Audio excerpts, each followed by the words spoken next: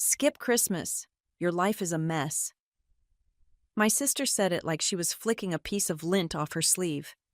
I quietly agreed. For years. I had been testing how my family would treat me if they thought I was a failure.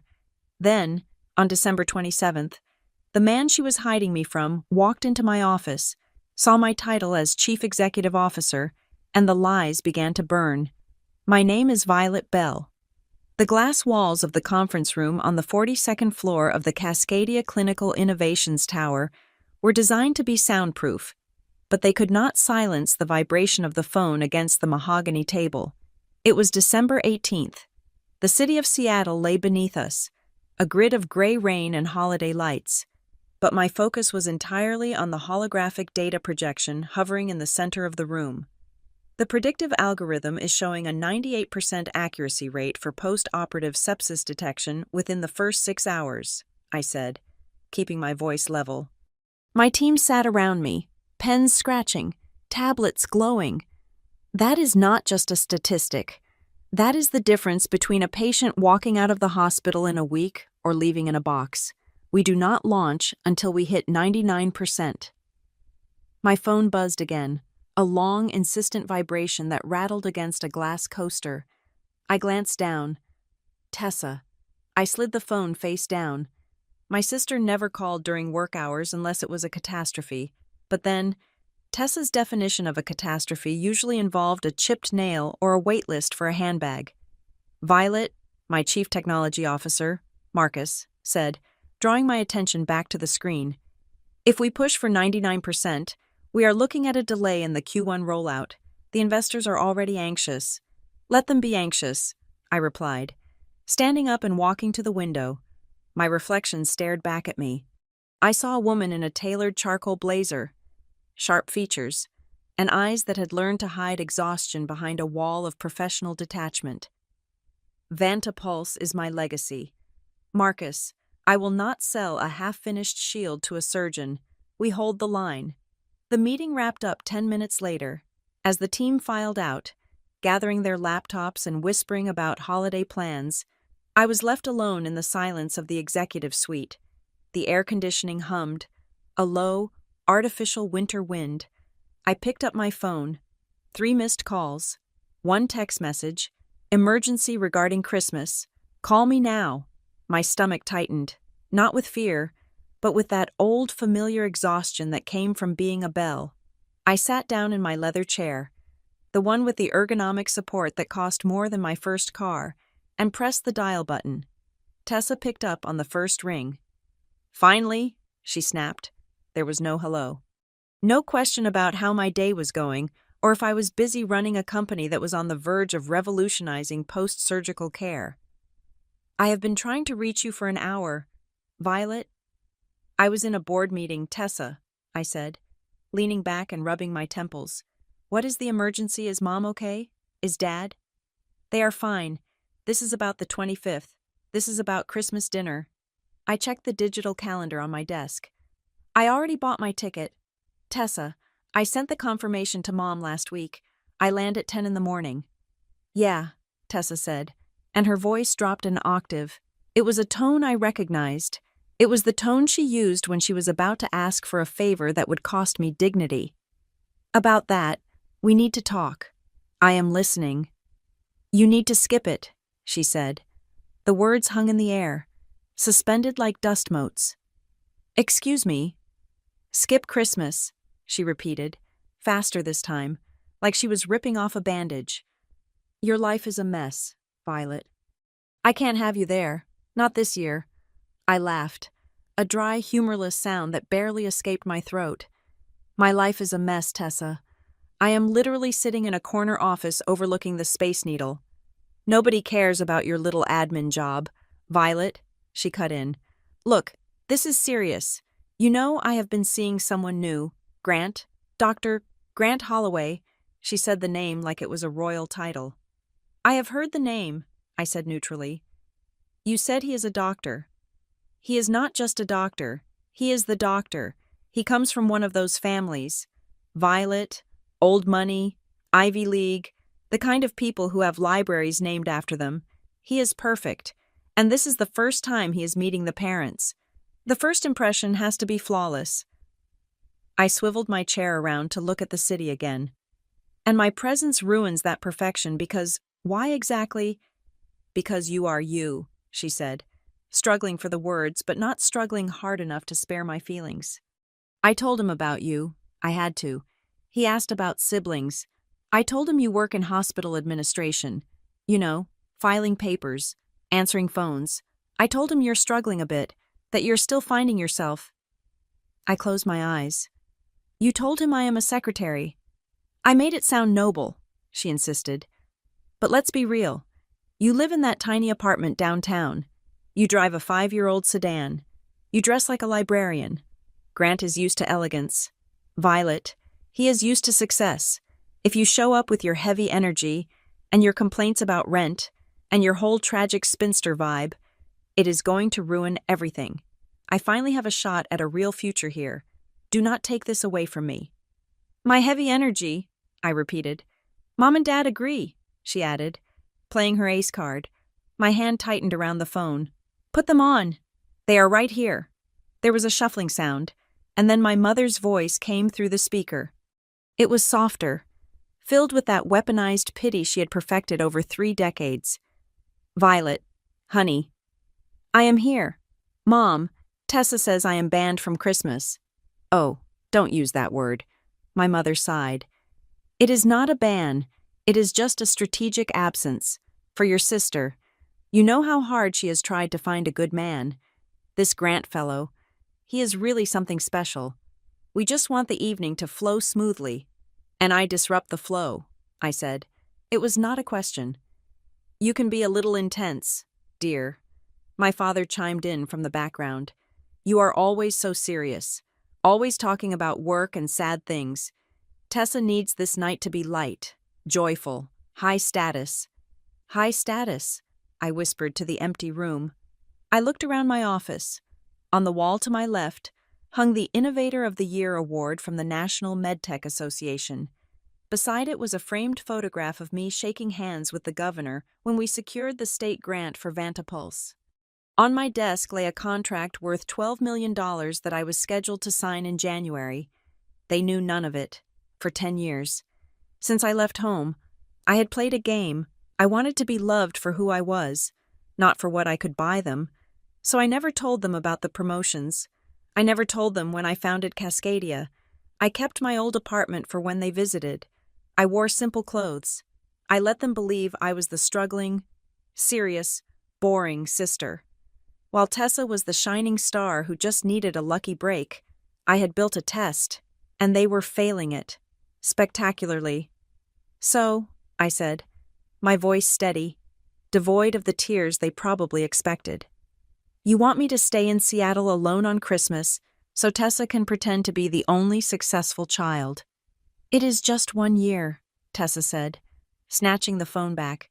Please, Violet, if you love me, you will do this. Just stay away. Let me have my moment.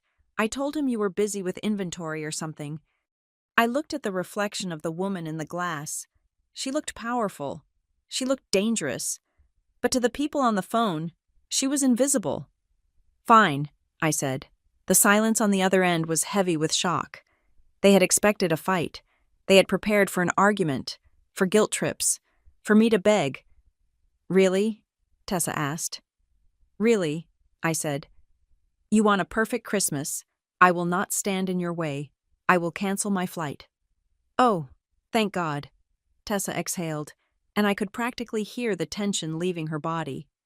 You are the best. Seriously, I will make it up to you. We can do a late Christmas in January, just us girls, when the pressure is off. Sure, I said. In January. I have to go. I have a fitting for my dress. It is red velvet. Violet, you should see it. Grant is going to lose his mind. Goodbye, Tessa. Merry Christmas. I ended the call before she could say it back. The office was dead silent. I placed the phone on the desk with precise, deliberate movement. I did not throw it. I did not scream. I felt a coldness spreading through my chest, freezing over the parts of me that used to care about their approval. They wanted me to be nothing fine, I would be nothing to them. I stared at the city lights. I had no plans. My team was off. My apartment would be empty. I was the CEO of a company valued in the mid-nine figures, and I had just been uninvited from my family dinner because I was not classy enough. A knock on the door broke my trance. It was Jonah, my executive assistant. He was 24, sharp as a tack, and the only person who knew exactly how much coffee I needed to function. He looked flushed, clutching a tablet to his chest. "Violet," he said, stepping into the room, "I am so sorry to disturb you. I know you wanted to leave early today." "It is fine." "Jonah, what is it?" "We just got a confirmation from the representative of the St. Jude Providence Hospital Network," he said, his eyes wide. "They want to move forward with the acquisition talks for the Vantapulse pilot program. They want to close the deal before the fiscal year ends." I sat up straighter. This was the whale we had been hunting for 6 months. A partnership with St. Jude Providence would put our AI in 20 major hospitals across the state. It was the contract that would turn Cascadia from a successful startup into an industry standard. "That is incredible news," I said, feeling a flicker of genuine professional thrill push back the family darkness. "When do they want to meet?" "That is the tricky part," Jonah said, grimacing slightly. "The only window their lead negotiator has is during the holiday break. They are asking for a summit meeting here, in the office, on December 27th. "The 27th, I repeated. 2 days after the Christmas I was skipping. "I am available. I have nothing else on my calendar." "Great," Jonah said, tapping his screen. "I will send the calendar invite. The director of surgery is coming personally, along with their chief financial officer. They are very serious about this." "Who is the lead?" I asked, reaching for my stylus to make a note. "Who do I need to impress?" "It is their new director of surgical innovation," Jonah said, scrolling down the file. "He just transferred from Johns Hopkins, supposed to be a brilliant mind, very big on transparency and ethical tech." "Name?" I asked, looking up. "Dr. Grant Holloway." My hand froze in midair. The room seemed to tilt slightly to the left. The hum of the air conditioning roared in my ears like a jet engine. "Who?" I asked, my voice sounding strange to my own ears. "Dr. Grant Holloway," Jonah repeated, oblivious to the fact that he had just dropped a bomb on my entire existence. "Do you know him?" I looked at the name on the digital file Jonah had forwarded to my screen. There was a photo attached. A man in his late 30s, square jaw, intelligent blue eyes, wearing a white coat that looked tailored. He looked kind. He looked expensive. He looked exactly like the man Tessa had described as her ticket to a better life, the man she was hiding me from, the man who thought I was a chaotic, struggling administrative assistant who ruined family gatherings with my heavy energy. And on December 27th, he was walking into my building. He was coming to my floor. He was going to sit at my table and ask me to sell him the future of medicine. A slow, cold smile touched my lips. It was not a happy smile. It was the smile of a chess player who realizes their opponent has just moved their king into a trap. "No, Jonah," I said softly, looking at the man's face on my screen. "I do not know him, but I'm very much looking forward to meeting him." "Shall I prepare the full presentation?" Jonah asked. "Prepare everything," I said, standing up and smoothing the lapel of my blazer. "The full data suite, the prototype demonstration. I want the boardroom spotless. I want the best catering we can find on short notice." "Understood." "And Jonah." "Yes, Ms. Bell." "Make sure my title is on everything," I said. "Founder and Chief Executive Officer. I want it on the screen. I want it on the handouts. I want it to be the first thing he sees when he walks through those doors." "Of course," Jonah said, looking slightly confused by the sudden intensity but nodding nonetheless. He left the room, the glass door clicking shut behind him. I walked back to the window. The rain was falling harder now, blurring the lights of Seattle into streaks of gold and red. "Skip Christmas. Your life is a mess." "Okay, Tessa," I whispered to the reflection in the glass. "I will skip Christmas. I placed my hand against the cold window pane. But you are going to wish you had let me come to dinner. The silence in my office was usually my favorite sound. It was the sound of decisions made, of crises averted, of a machine running perfectly. But tonight, staring at the rain streaking against the glass, the silence felt heavy with the ghosts of my childhood. The call with Tessa and my parents had unearthed a sediment of memories I usually kept buried under layers of work and ambition. It was not just about Christmas. It never was. It was about the roles we had been assigned before we even knew how to speak. Growing up, the script was written in permanent ink. Tessa was the star. She was the sunlight, the social butterfly, the one who could walk into a room and make everyone feel like they had been waiting just for her. She had a gift for it. I would admit that. She knew how to laugh at the right volume. She knew how to touch someone's arm to make them feel special. My parents called it emotional intelligence. They called it knowing how to live. I was the counterweight. I was the anchor that dragged the balloon down. They called me dry. They called me eccentric. When I was 12, while Tessa was practicing cheerleading routines in the living room, I was in the corner reading about the circulatory system. My father would look at me over his newspaper, shaking his head with a mix of confusion and disappointment. "Violet, why so serious?" he would ask. "You look like you are solving a murder. Go outside. Be a kid." But I did not want to be a kid. I wanted to understand how things worked. I wanted to know why things broke. To them, my intensity was a flaw. It was a social liability.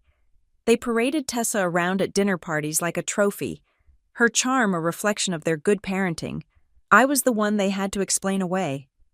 "Violet is just very focused," my mother would say, her smile tight, apologizing for my existence before I had even opened my mouth.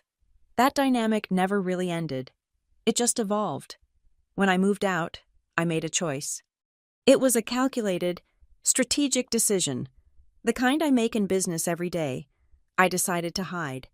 I did not hide my body or my location. I hid my success. I live in a 2-bedroom apartment in a perfectly average neighborhood. It has beige carpet that is slightly worn in the hallway. The countertops are laminate, peeling slightly at the edges. The view is of a brick wall and a fire escape. I drive a reliable, 5-year-old sedan that blends into traffic like a drop of water in the ocean. I could buy the building. I could buy the entire block. But I keep this apartment as a control group in an experiment that has been running for 10 years. I needed to know. I needed to know if my family loved me for who I was, or if they would only love me for what I could give them. If I showed up in a Porsche, wearing Italian silk, dropping hints about my stock options, their attitude would change instantly. I know this. Tessa would stop calling me a mess and start calling me her inspiration. My parents would stop apologizing for me and start bragging about me. But that is not love. That is transaction. So I gave them the Violet they expected, the struggling administrator, the one who counts pennies, and in return, they gave me the truth. They gave me their pity, their condescension, and now, their exclusion. They think I am hiding because I am ashamed of my mediocrity. They do not realize I am hiding because I am protecting myself from their greed. I turned away from the window and walked to the wall of monitors on the far side of my office. I tapped a key, and the screens woke up, flooding the room with the cool blue light of Vantapulse. My family thinks I do data entry. They think I shuffle papers in a basement. The reality is that Vantapulse is the most advanced post-operative monitoring system in the world. My journey here did not start with a desire for wealth. It started in a hospital room 7 years ago. I was 25, working as a junior analyst for a different firm, and I had a mentor. His name was Arthur. He was brilliant, kind, the sort of man who remembered your birthday and the name of your cat.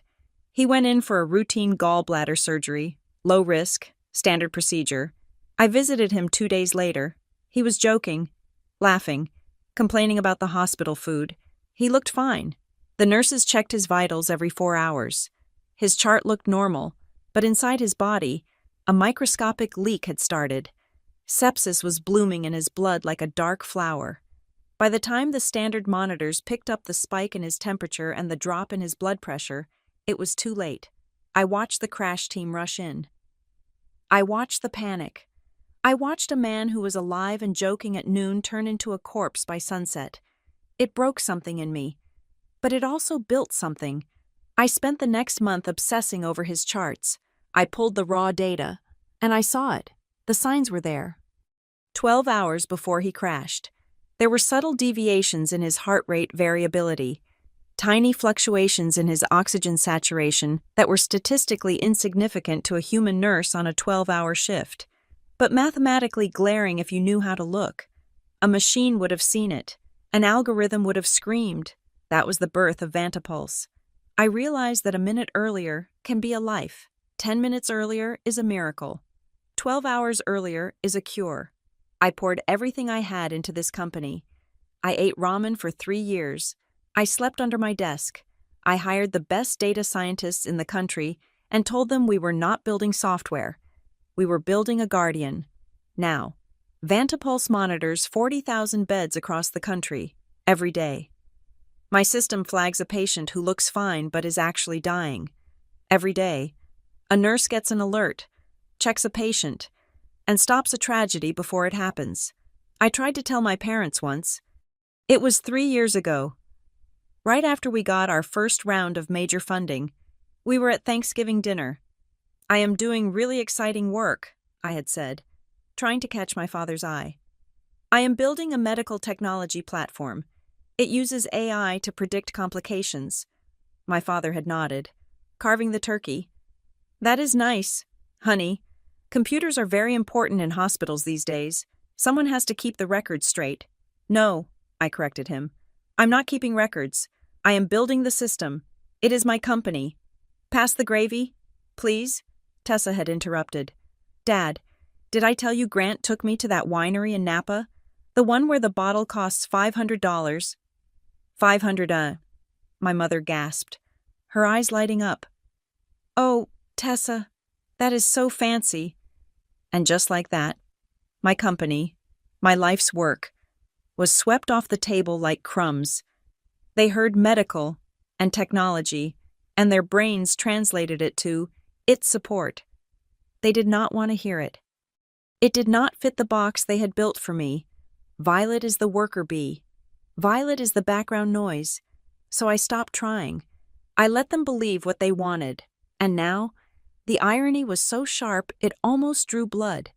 They were ashamed of me. They wanted to hide the hospital administrator from Dr. Grant Holloway because he was high class. They wanted to protect his delicate sensibilities from my failure. They had no idea that the man they were groveling to, the man Tessa was pinning all her hopes on, was coming to my office in 2 days to beg for a license to use my technology. Dr. Holloway was a surgeon. He knew the stats. He knew that without Vantapulse, his hospital's post-operative mortality rates were lagging behind the national average. He wasn't coming to Seattle during the holidays to see the Space Needle.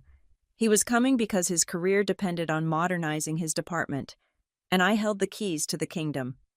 I walked back to my desk and picked up the file regarding the St. Jude Providence deal.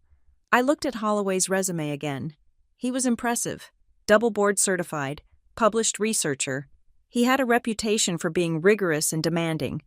Tessa had described him as old money and dignified, implying he was superficial, but his work suggested a man who cared about outcomes. Would he recognize me?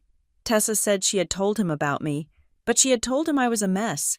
She had painted a caricature. When he walks into this office, he will be expecting a mouse. Instead, he's going to meet a lion.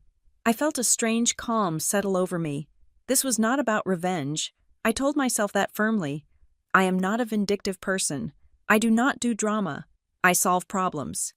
Revenge would be crashing their Christmas dinner and throwing champagne in Tessa's face. That is messy. That is emotional. What was about to happen was simply physics. It was the law of cause and effect.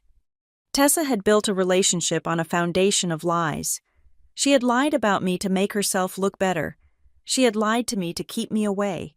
She was trying to curate a reality that did not exist. I was not going to attack her. I was not going to call Grant Holloway and expose her. I was simply going to do my job. I was going to sit in my chair, wear my suit, and sign the contract that would save thousands of lives. If the truth destroyed Tessa's little fantasy world in the process, that was not my fault. That was gravity. I sat down and opened my personal email. There was an automated reminder, flight to parents, December 25th. I clicked cancel booking. The screen asked, "Are you sure you want to cancel?" "Yes," I said aloud. I was done auditioning for the role of the beloved daughter. I was done shrinking myself to fit into their frame. I thought about the young man I had seen in the hospital cafeteria last week. He was sitting by his mother's bed, holding her hand while the Vantapulse monitor hummed quietly in the background. The system had caught a pulmonary embolism 6 hours before it became fatal. They were laughing. They were going to have another Christmas together because I decided to be serious, because I decided to be dry and obsessive. That was enough. That had to be enough. My family could have their perfect, curated, lie-filled dinner. They could toast to a future that was built on smoke. I would spend Christmas alone in my apartment. I would order takeout. I would review the data logs, and I would prepare for the 27th. I looked at the calendar on the wall. The date was circled in red ink. December 27th. The day the two halves of my life would finally collide. "You wanted to impress him, Tessa," I whispered into the quiet room. "You wanted him to see success. Be careful what you wish for." I turned off the lights in the office, leaving only the glow of the city outside. I walked to the elevator, my heels clicking rhythmically on the marble floor. I was Violet Bell. I was the CEO of Cascadia Clinical Innovations. And for the first time in my life, I was absolutely fine with being the one who was too serious for the party, because the party was over, and the real work was about to begin. December 24th arrived not with sleigh bells, but with the persistent, gray drizzle typical of a Seattle winter. I sat in the corner of my living room, the only light coming from the screen of my phone. The apartment was quiet. I had not bought a tree. There were no stockings on the wall. The air smelled faintly of the rain outside, and the expensive Pinot Noir I had just poured into a glass. I opened social media. I knew I should not. It was a form of emotional self-harm, like pressing on a bruise to see if it still hurt. But I had to know what the perfect Christmas looked like, and there it was, top of the feed. Tessa had posted a photo 5 minutes ago. The setting was my parents' living room in the suburbs. The fireplace was roaring, casting a warm golden glow over the scene. The tree was a masterpiece of silver and gold ornaments, towering in the background. In the center stood my family, arranged like figures in a department store window display. My mother wore her best pearls, her hand resting possessively on my father's arm. My father looked proud, holding a crystal tumbler of scotch. And there, front and center, was Tessa. She was wearing the red velvet dress she had mentioned on the phone. It was tight, off the shoulder, dramatic. She looked beautiful. I could not deny that. She looked like the heroine of a Hallmark movie. But my eyes were drawn to the man standing next to her. Dr. Grant Holloway. He looked exactly like his file photo, but warmer. He was wearing a dark cashmere sweater over a collared shirt, relaxed but undeniably expensive. His arm was around Tessa's waist, and he was smiling at something my father was saying. He looked comfortable. He looked like he belonged. He looked like the son-in-law they had been praying for since Tessa turned 25. The caption read, "Christmas done right, so grateful for love, family, and new beginnings. Blessed power, couple family goals." I scrolled down to the comments. This was where the real story was told. My Aunt Linda had written, finally, "Tessa, you two look like royalty. So glad to see the family doing so well." A cousin I had not spoken to in 3 years added, "Wow, he is handsome, upgrading the gene pool." "It is nice to see everyone looking so successful." My mother's best friend commented, "A perfect match. 2 successful people building a life. Proud of you all." I scanned the photo again. I scanned the caption. I scanned every single comment. There was not a single mention of me. I was not missed. I was not away for work. I simply did not exist in their narrative. The Bell family consisted of 2 loving parents and 1 shining, successful daughter. My absence was not a hole. It was a correction. They had edited me out of the picture to make the composition cleaner. I took a screenshot. I did not do it out of rage.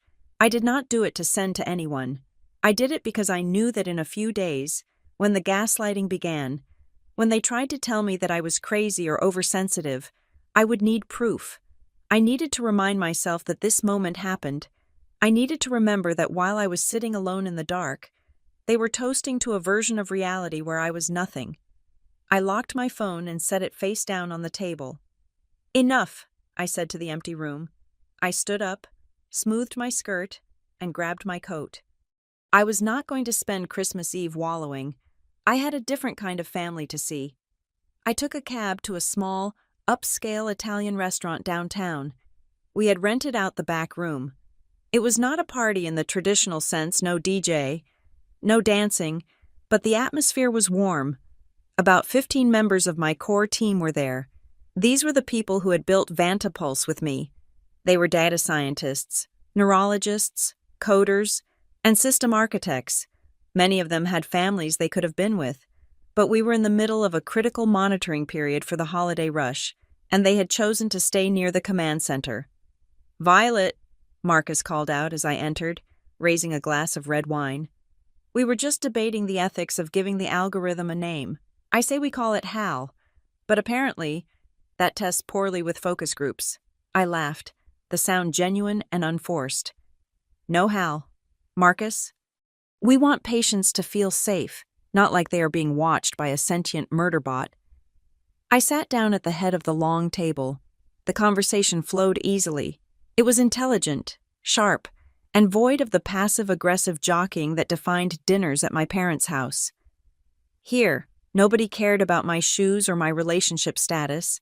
They cared about the latency speed of the new server updates. They cared about the data. I looked around the table. Jonah was there, looking exhausted but happy, showing pictures of his new puppy to the lead engineer. Sarah, our head of clinical trials, was explaining a complex cardiac procedure to one of the interns using breadsticks as props. This was my reality. These people respected me. They did not need me to pretend to be smaller so they could feel bigger. Midway through the risotto, my watch buzzed. It was a priority notification from the Vantapulse secure app. I glanced at it, and the world seemed to stop for a second. It was a message from the chief of medicine at a partner hospital in Chicago. "Update patient in bed 402, post-op coronary bypass. Vitals looked stable on standard monitors. Your system flagged a subtle arrhythmia pattern and a drop in perfusion 40 minutes ago. We intervened, found a clot forming. Patient is stable. You just saved a father of 3. Merry Christmas." I stared at the text. A father of 3. He was going to wake up tomorrow morning because of the code we wrote. He was going to watch his children open presents because I was obsessive and serious. "Everything okay, boss?" Jonah asked, noticing my silence. I looked up, tears pricking the corners of my eyes, not from sadness, but from a fierce, overwhelming pride. "Yes, Jonah, everything is perfect." I showed him the message. He read it, and a grin spread across his face. He passed the phone to Marcus, and it went down the line. A quiet ripple of satisfaction moved through the room. We did not need champagne toasts or Instagram likes. We had this, but the night could not stay purely celebratory. As dessert was being served tiramisu that dissolved on the tongue. Jonah slid into the chair next to me. His expression had shifted from festive to professional. "I hate to bring this up tonight," he said, keeping his voice low so the others would not hear. "But I just got the final attendee list for the 27th from Dr. Holloway's assistant." "Give it to me," I said, putting down my spoon. "It is not just a meet and greet, Violet," Jonah said, pulling up the email on his phone. "Holloway is bringing the heavy artillery. He has got the chief of surgery, Dr. Eris Thorne, and he is bringing the hospital network's chief financial officer, Linda Greaves." I felt a cold spike of adrenaline. Linda Greaves was legendary in the industry. She was known as the guillotine because of how quickly she cut funding to projects she deemed risky. If Holloway was bringing her, it meant he wasn't just interested in the tech, he was ready to buy, but only if the numbers were bulletproof. And, Jonah added, hesitating, they requested a full audit of our liability structures. They want to know everything. If we mess this up, if we stumble even a little bit on the 27th, word will get out that we aren't ready for the big leagues. It could kill the Q1 momentum entirely. We will not stumble, I said, though my heart rate had kicked up a notch. Dr. Holloway also sent a personal note, Jonah said.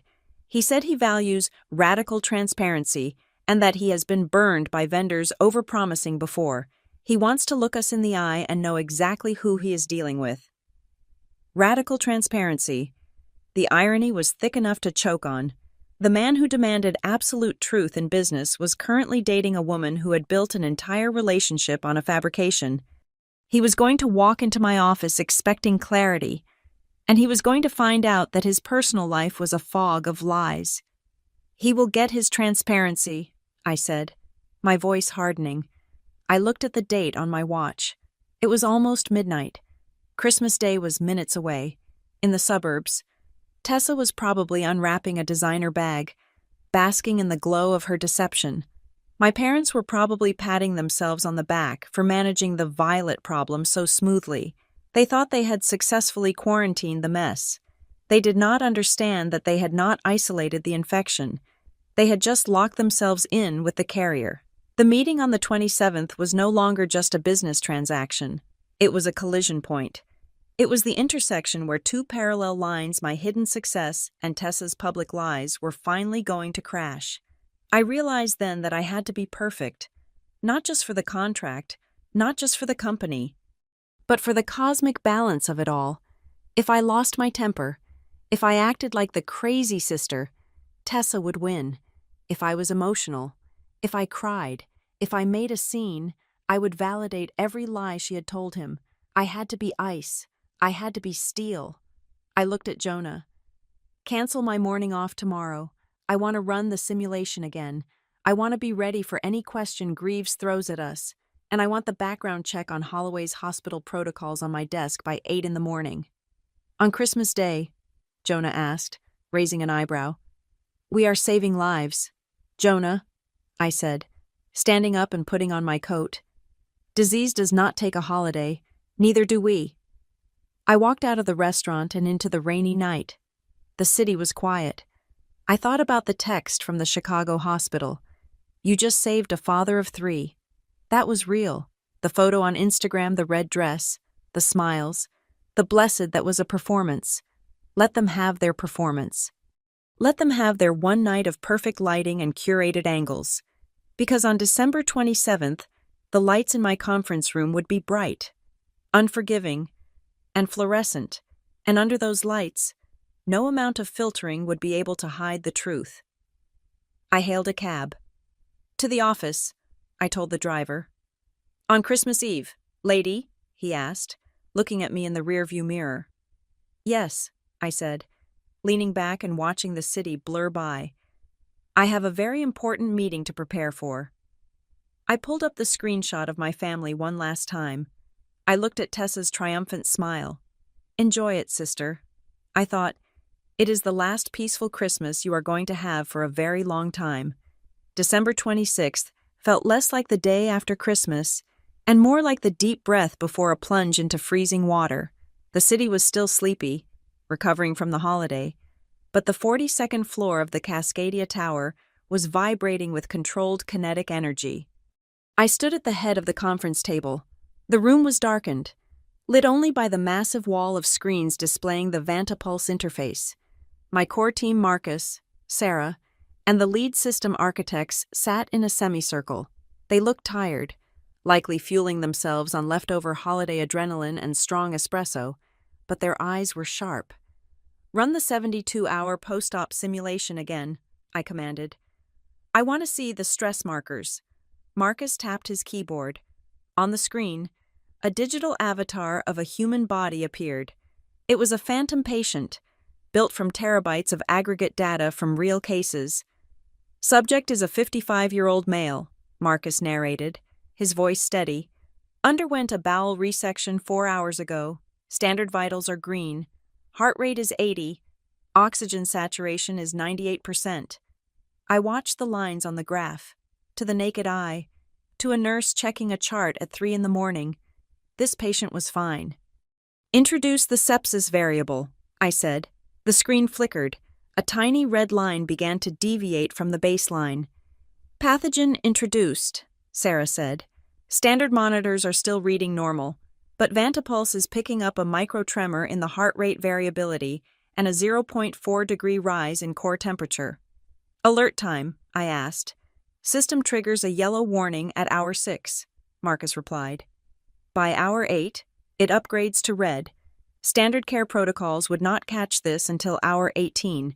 When fever spikes, that is a 12-hour lead, I said, leaning forward. That is the difference between antibiotics and a funeral, but the interface is too cluttered. Dr. Holloway is a surgeon, not a data scientist. Clean up the dashboard. I want the time-saved metric front and center. He needs to see the value in seconds, not in code.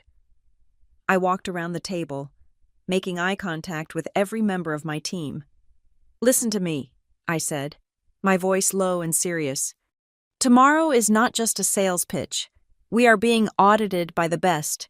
Dr. Holloway and his team are going to look for cracks. They are going to look for glitches. If the system lags, we lose. If the data is messy, we lose. I paused, letting the weight of the moment settle. I know it is the holidays. I know you should be home with your families. But what we are building here matters more than a turkey dinner. No one lets their personal life bleed into this room tomorrow. We are professionals. We are the best in the industry. Let's prove it. They nodded. There was no grumbling. They knew what was at stake.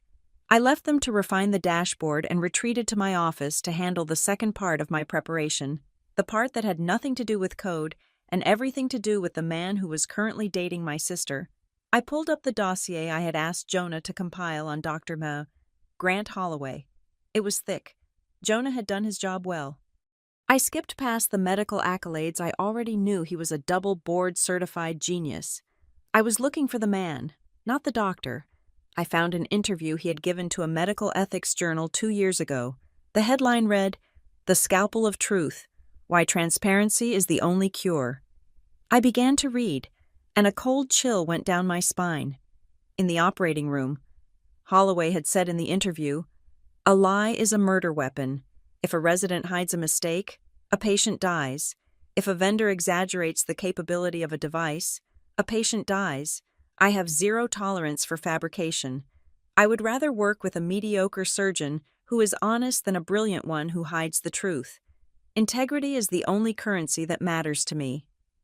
I sat back in my chair. This was the man Tessa was trying to trap. My sister, whose entire life was a carefully curated exhibit of half-truths and exaggerations, was sleeping next to a man who viewed dishonesty as a mortal sin. She had told him I was a mess to make herself look like the stable one. She had invented a version of her family to fit his standards. She was playing with fire, and she had no idea that the room was filled with gasoline. I felt a strange mixture of pity and inevitability. Tessa thought she was securing her future. In reality, she was building a house on a fault line. Jonah knocked on the doorframe, interrupting my thoughts. "Violet, I have an update from the hospital's procurement department."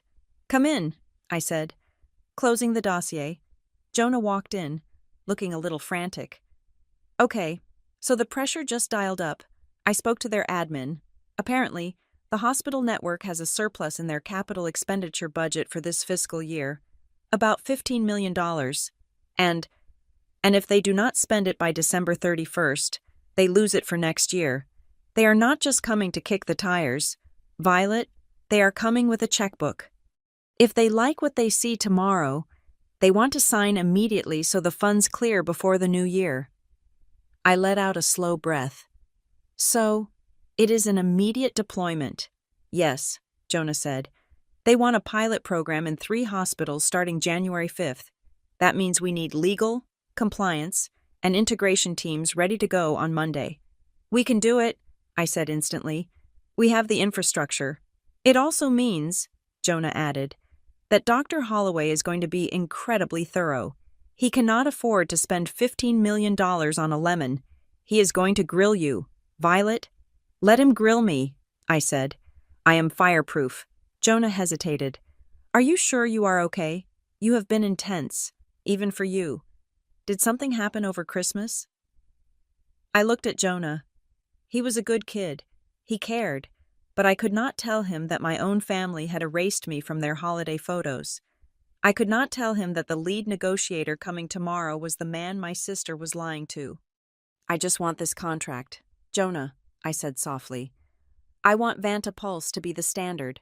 I want to stop reading about preventable deaths in the newspaper. We will get it, Jonah said confidently.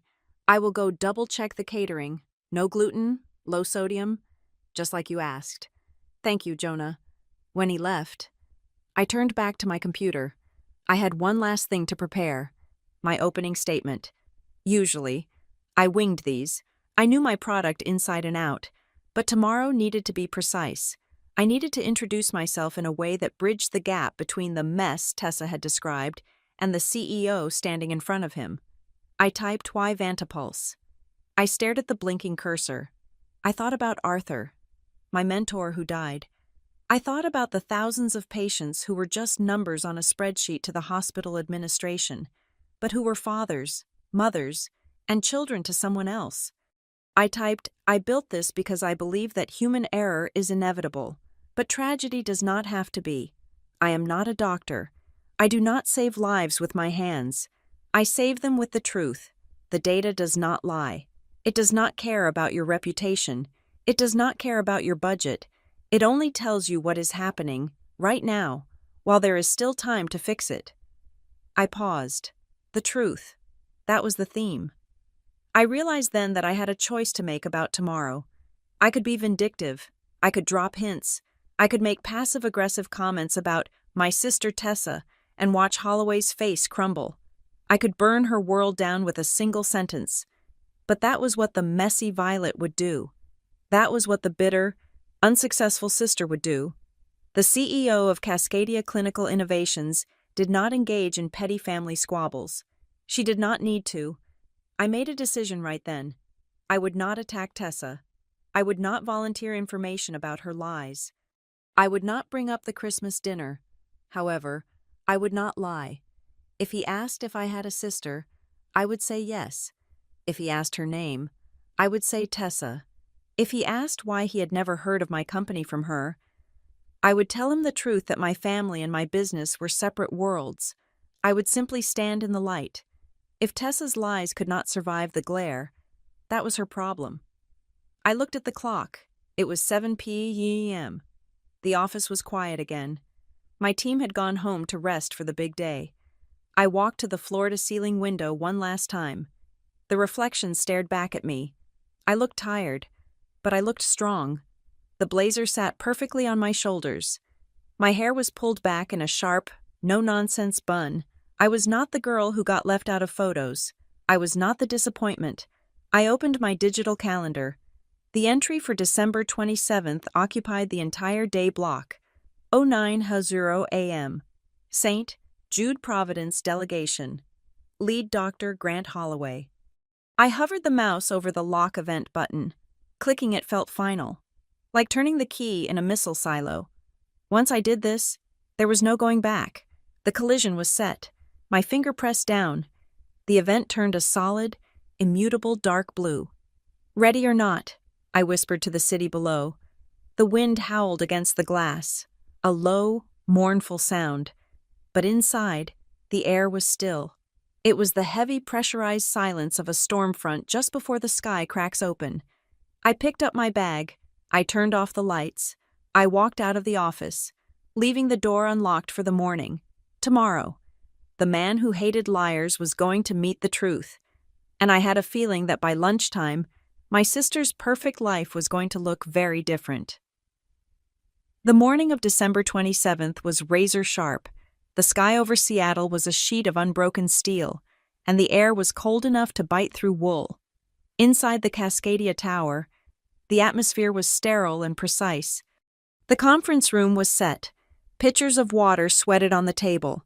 Notepads were aligned with military discipline. My team stood in a flank formation, Marcus to my left, Sarah to my right, Jonah hovering near the door with the tablet that controlled the room's environment. I wore a suit of midnight blue, tailored to look less like clothing and more like armor. My heels made no sound on the thick carpet as I paced the length of the window. "They are in the elevator," Jonah announced, his voice tight. "ETA, 30 seconds. I stopped pacing. I turned to face the double glass doors. My heart did not race. It slowed down. It was the physiological response of a predator entering the tall grass. "Remember," I said to my team, not looking at them, "we are not selling. We are solving. Let them come to us." The doors slid open. The delegation from St. Jude Providence entered like a weather front. They were a phalanx of charcoal suits and white coats. Leading them was a woman I recognized instantly. Linda Greaves, the CFO. She looked like she could balance a budget just by glaring at it. Next to her was Dr. Aris Thorne, the chief of surgery, a man whose reputation was as large as the hospital he ran. And then, stepping out from behind them, was Dr. Grant Holloway. He was taller than he looked in photos. He moved with the easy, fluid confidence of a man who spent his life holding scalpels inside living bodies. He was wearing a navy suit that likely cost more than my first car, and his eyes were scanning the room with a practiced, critical intelligence. He was smiling as he shook hands with Marcus, then Sarah. He was charming. He was professional. He was the perfect boyfriend from the Christmas photo. Then he reached me. He extended his hand, his eyes moving from my shoulder to my face. "And you must be—" His voice stopped. It did not fade. It was severed. His hand was still extended, hovering in the air between us. His eyes locked onto mine, and for a microsecond, the professional mask slipped. I saw confusion. I saw a rapid mental calculation that failed to produce an answer. It was the look of a man seeing a ghost, or perhaps seeing a glitch in the matrix. I took his hand.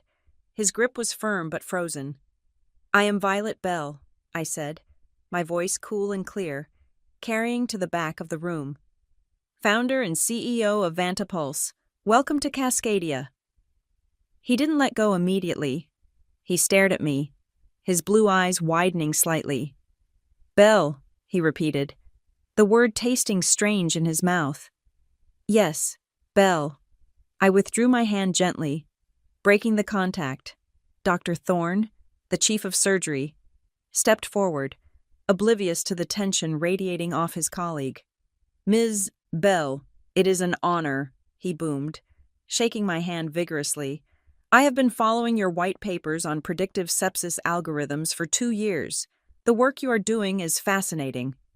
"Thank you. Dr. Thorne," I said, turning my attention to the senior man. "We believe the data speaks for itself. We are eager to show you the new latency protocols." I gestured for everyone to sit.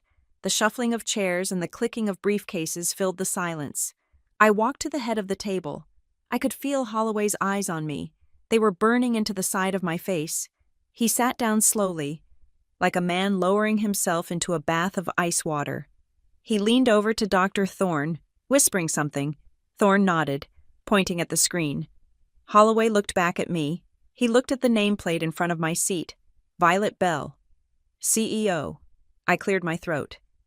"Before we begin the demonstration, I want to clarify our objective. We are not looking for a vendor relationship. We are looking for a clinical partnership. Vantapulse is designed to be an extension of your surgical team, not a replacement." I clicked the remote. The screen behind me flared to life, displaying the real-time monitoring of 40,000 beds across the country. It was a galaxy of data points, a living, breathing map of human survival. "Impressive scale," Linda Greaves noted, her pen hovering over her notebook. "But scale implies cost. What is your implementation overhead?" "Zero for hardware," I answered instantly. "We integrate with your existing telemetry. The cost is purely licensing and server capacity. We can have 3 hospitals live in 48 hours. Greaves raised an eyebrow. 48 hours. That is ambitious. "It is tested," I said. We did it in Chicago last month. The presentation continued. For 40 minutes. I was not a sister. I was not a daughter. I was a machine. I fielded technical questions from Thorne, financial probes from Greaves, and integration queries from their IT director. I was flawless. I knew every number, every decimal point. Holloway stayed silent. He sat there, his hands clasped on the table, watching me. He was listening, but I could tell his mind was running a parallel process, trying to reconcile the woman in front of him with the story he had been told. Finally, we reached the QA session. The clinical utility is clear, Dr. Thorne said, leaning back. But adoption is always the hurdle. Surgeons are creatures of habit. They trust people, not boxes. They need to know the leadership behind the tech understands the human element. He looked at me with a fatherly curiosity. You are based here in Seattle, correct? Ms. Bell. Yes, I said. Cascadia was founded here. Do you have roots here? Thorne asked, making polite small talk while he organized his papers. Family in the area. The room went quiet. It was a standard question, the kind used to build rapport in business meetings. But in this room, it was a grenade. I looked at Holloway. He had stopped breathing. His eyes were wide, pleading, terrified of the answer. I did not blink. Yes, I said calmly. My parents live in the suburbs, and my sister lives here in the city. The word sister hung in the air. Holloway's face drained of color. He looked like he had been punched in the gut. He leaned forward, his voice low, almost a whisper, ignoring the other people in the room. Your sister, he said. Her name is it Tessa? The other executives looked at him, confused by the sudden intensity of the question. I met his gaze. I did not smile. I did not frown. I gave him the radical transparency he claimed to value. Yes, I said. Her name is Tessa. The silence that followed was absolute. It was a vacuum. Linda Greaves looked from me to Holloway and back again. She was sharp. She sensed something personal had just breached the boardroom. Small world, she murmured, though her tone suggested she knew it was more than that. Holloway sat back in his chair. He looked physically ill. He was putting it together. The puzzle pieces were slamming into place. Tessa's messy sister, the hospital administrator, the failure, the one who was too embarrassing to be invited to Christmas dinner.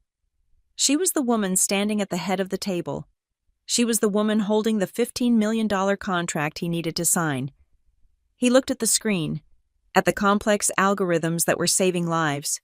Then he looked at me. He saw the suit. He saw the command I held over the room. He saw the respect his boss, Dr. Thorne, was giving me, and he realized that everything he had been told for the last 3 months was a lie. Dr. Holloway, I asked, my voice polite but cutting. Do you have any questions about the data? He blinked, struggling to find his voice. He looked at his notepad. His hands were shaking slightly. No, he rasped. He cleared his throat and tried again. No, the data looks sound. Excellent, I said. Then let's talk about the pilot program. I moved the meeting forward, ignoring his collapse. I turned to Greaves and started discussing payment structures. But out of the corner of my eye, I saw Holloway pull out his phone under the table. He stared at the screen for a long moment, probably looking at a text from Tessa, or perhaps that Christmas photo. He put the phone away face down. The movement was angry. He looked up at me again. This time, the confusion was gone. It was replaced by a deep, dawning horror. He wasn't just embarrassed. He felt betrayed. He had walked into this room thinking he was the superior being, the savior coming to evaluate a vendor.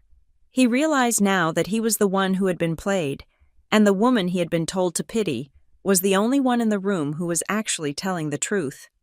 Ms. Bell, Holloway said suddenly, interrupting Greaves. His voice was stronger now, edged with a desperate need to understand. This platform Vanta Pulse. You built this. From scratch. I founded the company 5 years ago. Doctor, I said. I wrote the core code myself after witnessing a preventable death from sepsis. 5 years, he repeated. So during the time your family says you were finding yourself, he was fishing. He was begging me to confirm the lie, or to explain it. I have been here, I said simply. Building this, my family has their own perspective on my career. We don't discuss business. It was a graceful answer. It protected his dignity in front of his boss. It didn't throw my family under the bus explicitly, but to him, it was devastating. It confirmed that the disconnect wasn't mine, it was theirs. I see, he said. I see. He looked down at the contract in front of him. The name Violet Bell was printed at the bottom in bold letters. He realized then that the mess Tessa had warned him about was the most competent person he had met all year. And the woman he was dating was a liar who had erased her own sister to make herself look better. The meeting ended 30 minutes later. Handshakes were exchanged. The deal was essentially done.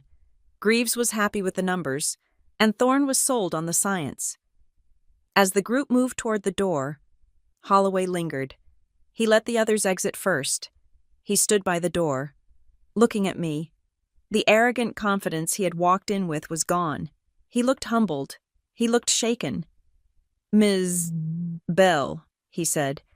"Dr. Holloway." He opened his mouth to say something, perhaps to apologize, perhaps to ask how this was possible, but the words failed him. There was nothing he could say that wouldn't sound insane.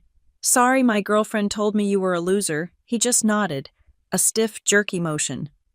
"We will be in touch regarding the final signatures," I said. "Yes," he said. "We will." He walked out. The glass doors slid shut. I stood alone in the conference room. My team was high-fiving in the hallway, celebrating the successful pitch. I walked to the window and looked down.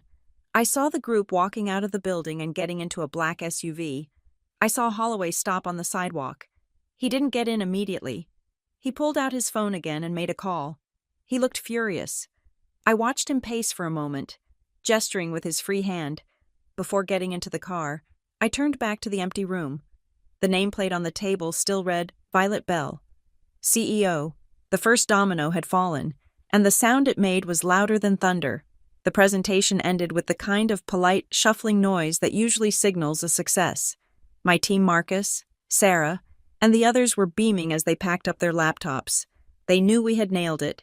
The metrics were undeniable, and the financial model was sound. To them, this was just another high-stakes win in a year full of them. But as the room emptied, the air grew heavy. Dr. Aris Thorne shook my hand one last time, praising the latency speeds, and Linda Greaves gave me a curt nod of approval before heading for the elevators. They walked out, chatting about budget allocations, assuming their lead negotiator was right behind them. He was not. Dr. Grant Holloway stood by the mahogany table, his hand resting on the back of a leather chair as if he needed it for balance. He waited until the glass doors clicked shut, sealing the two of us inside the soundproof aquarium of my conference room. The silence that followed was thick enough to choke on. I moved to the side table to pour a glass of water, my movements deliberate. I was not going to break the silence. That was his job. He was the one who had entered my office with a head full of lies. "Violet," he said. His voice cracked slightly on the first syllable, a stark contrast to the baritone authority he had commanded an hour ago. He cleared his throat and tried again. "Ms. Bell, do you have a moment?" I turned to face him. He looked wrecked. The confident, polished surgeon who had walked in expecting to intimidate a vendor was gone. In his place was a man who looked like he had just woken up in a stranger's house. His face was pale, and there was a tightness around his eyes that spoke of profound humiliation. "I have 5 minutes before my next call." "Dr. Holloway," I said, leaning against the counter, "is there a question about the integration timeline?" He flinched at the formality. No, it is not about the timeline." He walked over to the window, staring out at the gray Seattle skyline, unable to look me in the eye. "She told me you were unstable," he said. The words came out in a rush, as if he needed to expel them to breathe. "Tessa, she told me you were emotionally fragile, that you drifted from job to job. She said you worked in hospital administration because you couldn't handle the pressure of the corporate world." I took a sip of water. the cool liquid grounding me. I see. She said you were difficult, he continued, turning to face me. His eyes were searching mine, looking for the person he had been warned about, and failing to find her. She told me you had a chip on your shoulder about the family, that you were jealous of her success. She said God. She said you were not a fit for my family. I raised an eyebrow. Not a fit. My family is demanding, he admitted, a flush creeping up his neck. Traditional. Tessa told me she was worried that if you came to Christmas, you would make a scene, that you would embarrass yourself. She said she was protecting you. I set the glass down. The sound of the coaster hitting the table was sharp. Protecting me, I repeated flatly, by telling you I am a failure. I know how it sounds, he said, running a hand through his hair. But you have to understand. She was so convincing. She had details. She talked about how she tried to help you get interviews. She talked about how she lent you money for rent. I almost laughed. The idea of Tessa, who regularly overdrew her credit cards, lending me money was rich. Dr. Holloway, I said, stepping forward, look around this office. Look at the view. Look at the contract on the table worth $15 million. Does it look like I need rent money? He shook his head slowly. No, it does not. Then ask yourself a simple question, I said, keeping my voice low and even. Does it make sense for someone to invent an entire tragic backstory for their own sister? Does it seem logical to destroy a sibling's reputation just to secure a boyfriend? He looked at me, and I saw the pain of realization in his eyes. He was a smart man. He dealt in logic and diagnosis. He was finally looking at the symptoms and seeing the disease. It was never about you. Was it? He whispered. It was about her. She needed to be the successful one. If you are this, he gestured to the office, to the awards on the wall, then she is not the star anymore. Tessa has always preferred a good story over a boring truth, I said. And I have always preferred to let her have her spotlight. I never thought she would use my silence to weaponize my identity against me. Holloway looked down at his hands. I felt it. That is the worst part. I felt something was off. When she described you, it felt rehearsed, but I ignored it. I wanted to believe her because everything else seemed perfect. He paused, and then his expression darkened. A memory seemed to surface, something that bothered him more than the insults. There is something else, he said. Last month, when I was stressing about the hospital's tech audit, Tessa told me not to worry. She said she understood the industry. She told me she had consulted on a major AI project in the past. She implied it was a family venture. She made it sound like she was the creative force behind a medical startup. I froze. Calling me a mess was one thing. That was personal. That was just sisterly cruelty. But claiming credit for my work, claiming to have a hand in Vantapulse, that crossed a line. That was professional theft. She said that, I asked, my voice dropping a few degrees. She didn't name the company, Holloway clarified. She just said she gave critical user experience feedback that saved the launch. She acted like she was the silent partner in a big tech success. I walked over to my desk. Come here, Grant. I used his first name intentionally. I needed him to step out of his role as a doctor and into the role of a witness. He walked over, standing behind my chair. I opened my archived emails and searched for Tessa's name. I scrolled back 3 years, to the early days of Vantapulse, when I was still seeking seed funding. Read this, I said, pointing to an email dated November 2021. The subject line was, Hey sis, weird question. Holloway leaned in and read the text aloud. Violet, are you still doing that computer medical thing? I am at a mixer and there is a guy here from TechCrunch. Send me that slide deck you showed Mom. I want to sound smart. Maybe I can hook you up. Also, can I borrow your black heels? I clicked on my reply. No. Tessa, this is proprietary. Please do not discuss Vantapulse with anyone. And her response? Whatever. You are so paranoid. Nobody cares about your boring code anyway. Have fun being poor. Holloway stared at the screen. The date stamp, the tone, the dismissal. It was all there. She didn't consult, I said, turning to look at him. She didn't advise. She mocked it. She called it boring, and now that it is worth hundreds of millions, she is using it as a prop to impress you. Holloway straightened up. His face was hard now. The confusion had evaporated, replaced by a cold, simmering anger. He was a man who built his career on precision and honesty. He had just realized he was sleeping with a fraud. She stole your valor, he said. She took your work, your struggle, and she wore it like a costume. She tried to, I corrected. But the thing about technology, doctor, is that it leaves a trail. You cannot fake code, and you cannot fake character. I closed the laptop. I keep my life separate for a reason. I told him. I do not need my family's validation. I do not need their applause. But I will not allow them to rewrite my history to suit their narrative. I am a professional. I will not let this affect our contract.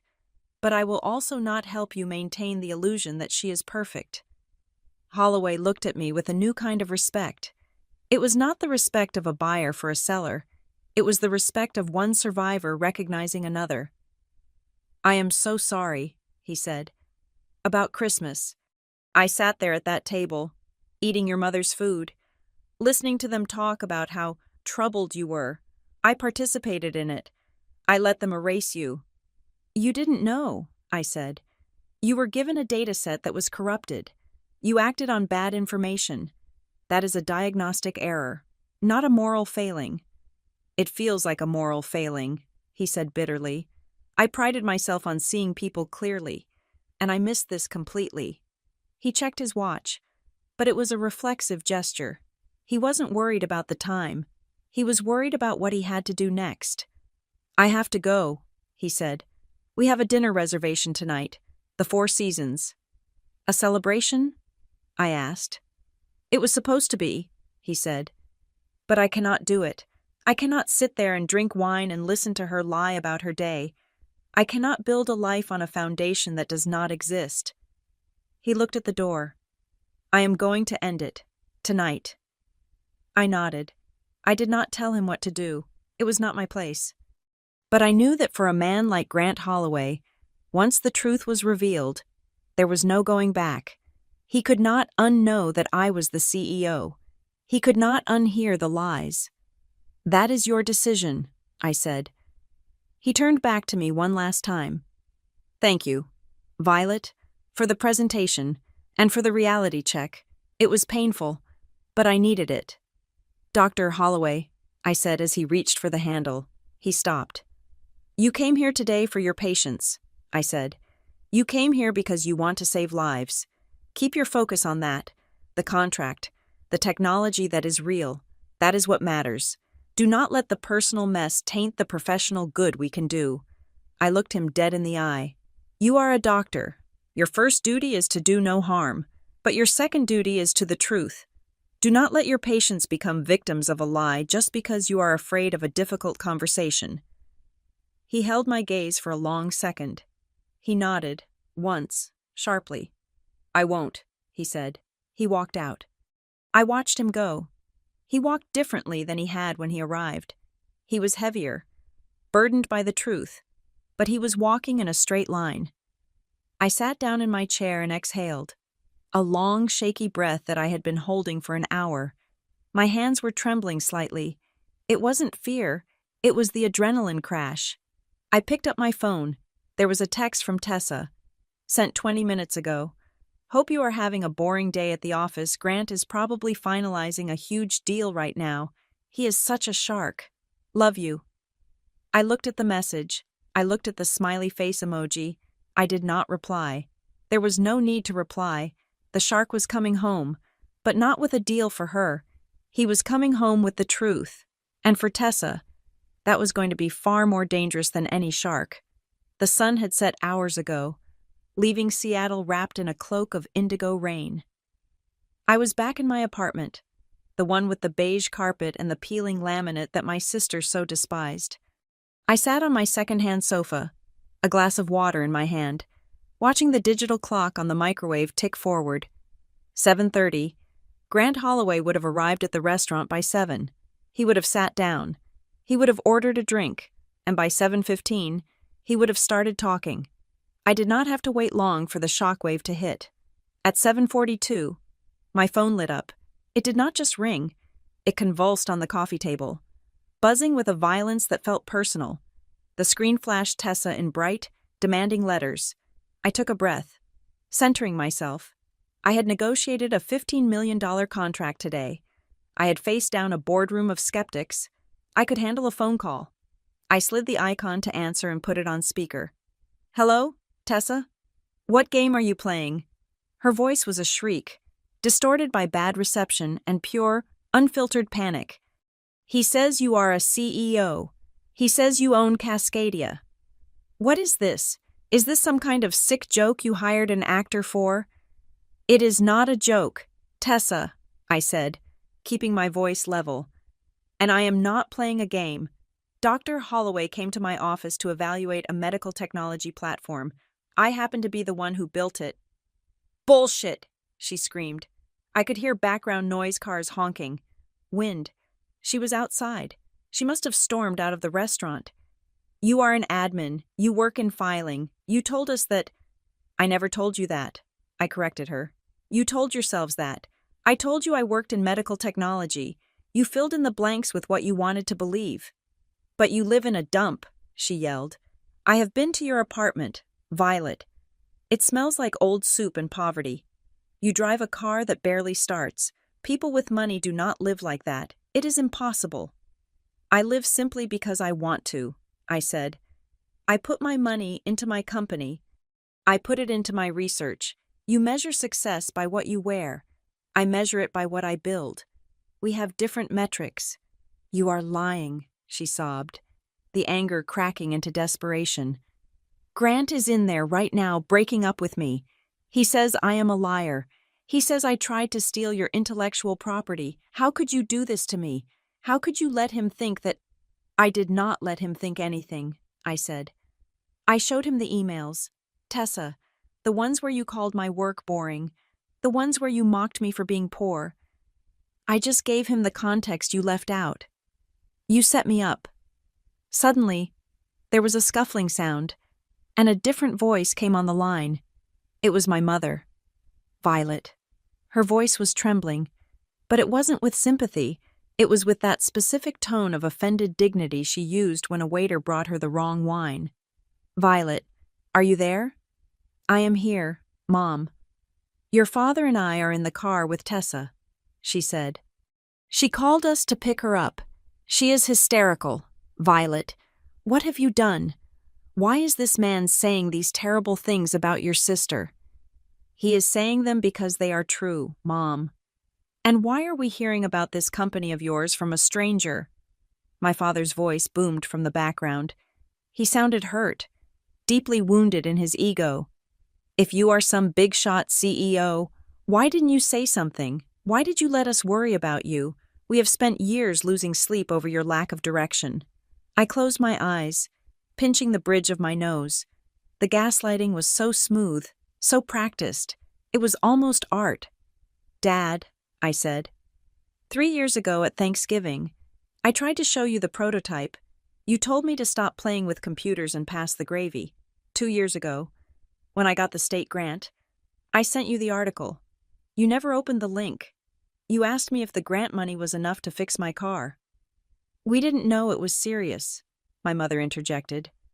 "You are always so quiet, Violet. You never explain things well. You cannot blame us for misunderstanding when you are so secretive." "I wasn't secretive," I said, my voice rising slightly. "I was invisible. There is a difference. You didn't want to see a CEO daughter. You wanted a backdrop for Tessa. You needed me to be the failure so she could be the success." "That is a cruel thing to say," my mother snapped. "We love you both equally. We just know Tessa has more of a flair for the world. We thought you needed help. And now that you know I don't need help," I asked, "are you proud? Or are you just embarrassed that you bet on the wrong horse?" There was a silence on the other end. It was a heavy, guilty silence. They were stunned not just by the money, but by the power dynamic shift. The daughter they pitied was suddenly the one holding the cards, and they hated it. "You ruined my life," Tessa's voice came back, tearing through the silence. She had snatched the phone again. Grant was the one. Violet. He was perfect. He was going to take care of me. We were going to get married in the spring. I had the venue picked out. And you walked into that room today and deliberately humiliated me. I did my job. Tessa, I said coldly. He came to my office. I didn't invite him. You sent him there. You pushed him toward my company because you wanted to look connected. You walked him right into the truth. You could have lied, she shrieked. If you loved me, you would have lied. You could have told him you were just an employee. You could have pretended for 1 hour. But no, you had to be the big shot. You had to show off. Show off. I laughed, a harsh sound. Tessa, I just signed a contract that will save thousands of lives. Do you think I should have jeopardized that? Jeopardized my professional integrity? Just to keep your boyfriend from finding out you are a narcissist? I am not a narcissist. I am your sister. You are supposed to have my back. Like you had mine on Christmas, I asked. Like you had mine when you told him I was a mess. When you told our parents to uninvite me because I wasn't classy enough. That was for your own good, Tessa argued, her logic twisting into knots. I didn't want you to feel bad about yourself next to him. I was sparing your feelings. No, I said, you were sparing your image. And today, the image shattered. That is not my fault. That is gravity. He dumped me. Violet. She was sobbing now. Deep, ugly sobs. He looked at me like I was garbage. He said he couldn't trust a single word out of my mouth. He said if I could lie about my own sister, I could lie about anything. Do you know what that feels like? To have someone look at you with total disgust. Yes, I said quietly. I know exactly what that feels like. I felt it when I looked at your Christmas photo. I felt it when you told me to skip the holiday because my life was a mess. I hate you, she whispered. The sobbing stopped. Her voice went dead cold. I hate you, Violet. You think you won because you have money, you have nothing, you are cold, and you are hard, and you will always be alone. I hate you. My hand tightened on the phone. The words stung, but they didn't bleed. They hit a layer of scar tissue that had been building for years. I know, I said. You hate me because I stopped playing the role you wrote for me. But Tessa, I am not the villain in your story. I am just the reality check you postponed for too long. Don't ever call me again, she spat. I won't have to. I said, Grant has the contract. The legal team has the data. My business with your lies is finished. Mom, hang up on her, Tessa screamed in the background. The line went dead. I lowered the phone and placed it gently on the cushion beside me. The apartment was silent again. The refrigerator hummed. A car drove by outside, tires splashing on the wet pavement. I sat there for a long time, listening to the beat of my own heart. It was steady. I checked my internal weather. Was I sad a little? It is always sad to watch a burning building, even if you know it was condemned years ago. Was I guilty? I searched myself for guilt. I looked for that familiar pang that usually accompanied any interaction with my family. The feeling that I should have done more, given more, been less of a burden. It wasn't there. For the first time in 30 years, the guilt was gone. In its place was a clarity as sharp as a diamond. I had told them the truth. I had lived my life with integrity. I had built something real, and they hated me for it because my reality exposed their fiction. Tessa's I hate you wasn't an emotional outburst. It was a declaration of war. She wouldn't stop here. She wouldn't just cry and move on. She was embarrassed. She was dumped, and she was likely terrified of losing her social standing. A person like Tessa, cornered and exposed, does not seek redemption. She seeks revenge. I stood up and walked to the window. My reflection ghosted against the dark glass, a woman in a simple sweater, holding a glass of water, looking out at a city she helped keep alive. Round 1, I whispered to myself. I took a sip of water. Bring on round 2. I went to my desk and opened my laptop. I didn't go to social media. I didn't check my email. I opened the security protocols for Vantapulse. If Tessa was going to lash out, she wouldn't just throw insults. She would try to throw mud. And since she now knew the source of my strength was my company, that is where she would aim. I changed my passwords. I set up two-factor authentication on every personal account. I flagged my HR director to be on the lookout for suspicious inquiries. My parents had asked why I didn't tell them. The answer was simple: because information is ammunition. And tonight, they had proven that they would fire at me the moment they had a clear shot. I was not a daughter tonight. I was a CEO protecting her assets, and my family had just become a hostile entity. I closed the laptop and turned off the lamp.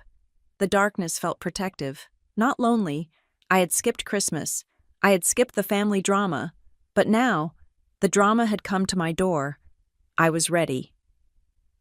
The morning of December 28th did not bring clarity. It brought a PR nightmare. I had slept for perhaps 3 hours.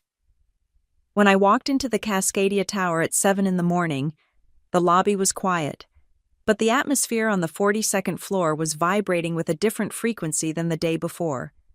Yesterday had been about the tension of the deal. Today, the tension was messy. It was sticky.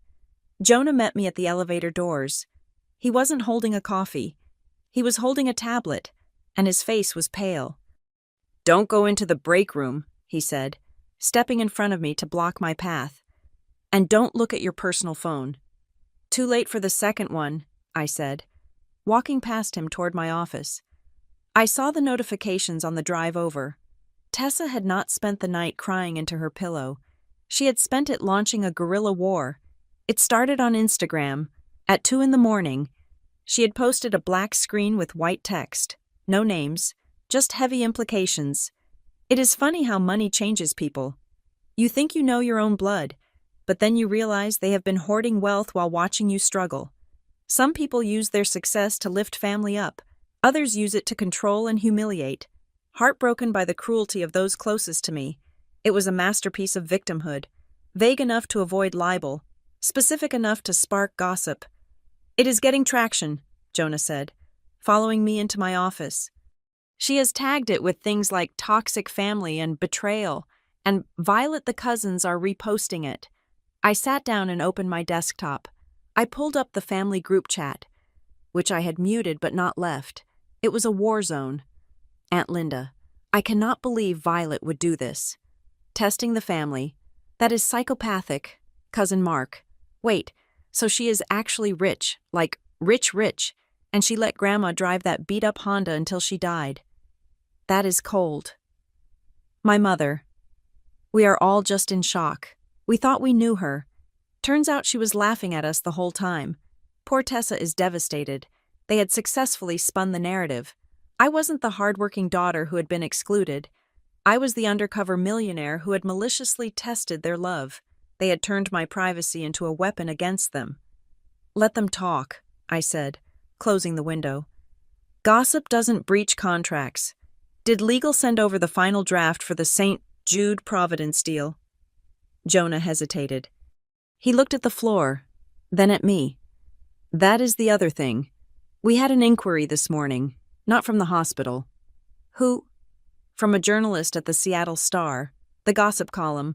Someone tipped them off that the CEO of Cascadia has a secret scandal involving a family feud and a stolen billion-dollar idea." I felt a cold tightness in my chest. "Stolen. The tipster claims to be an anonymous source close to the family," Jonah said.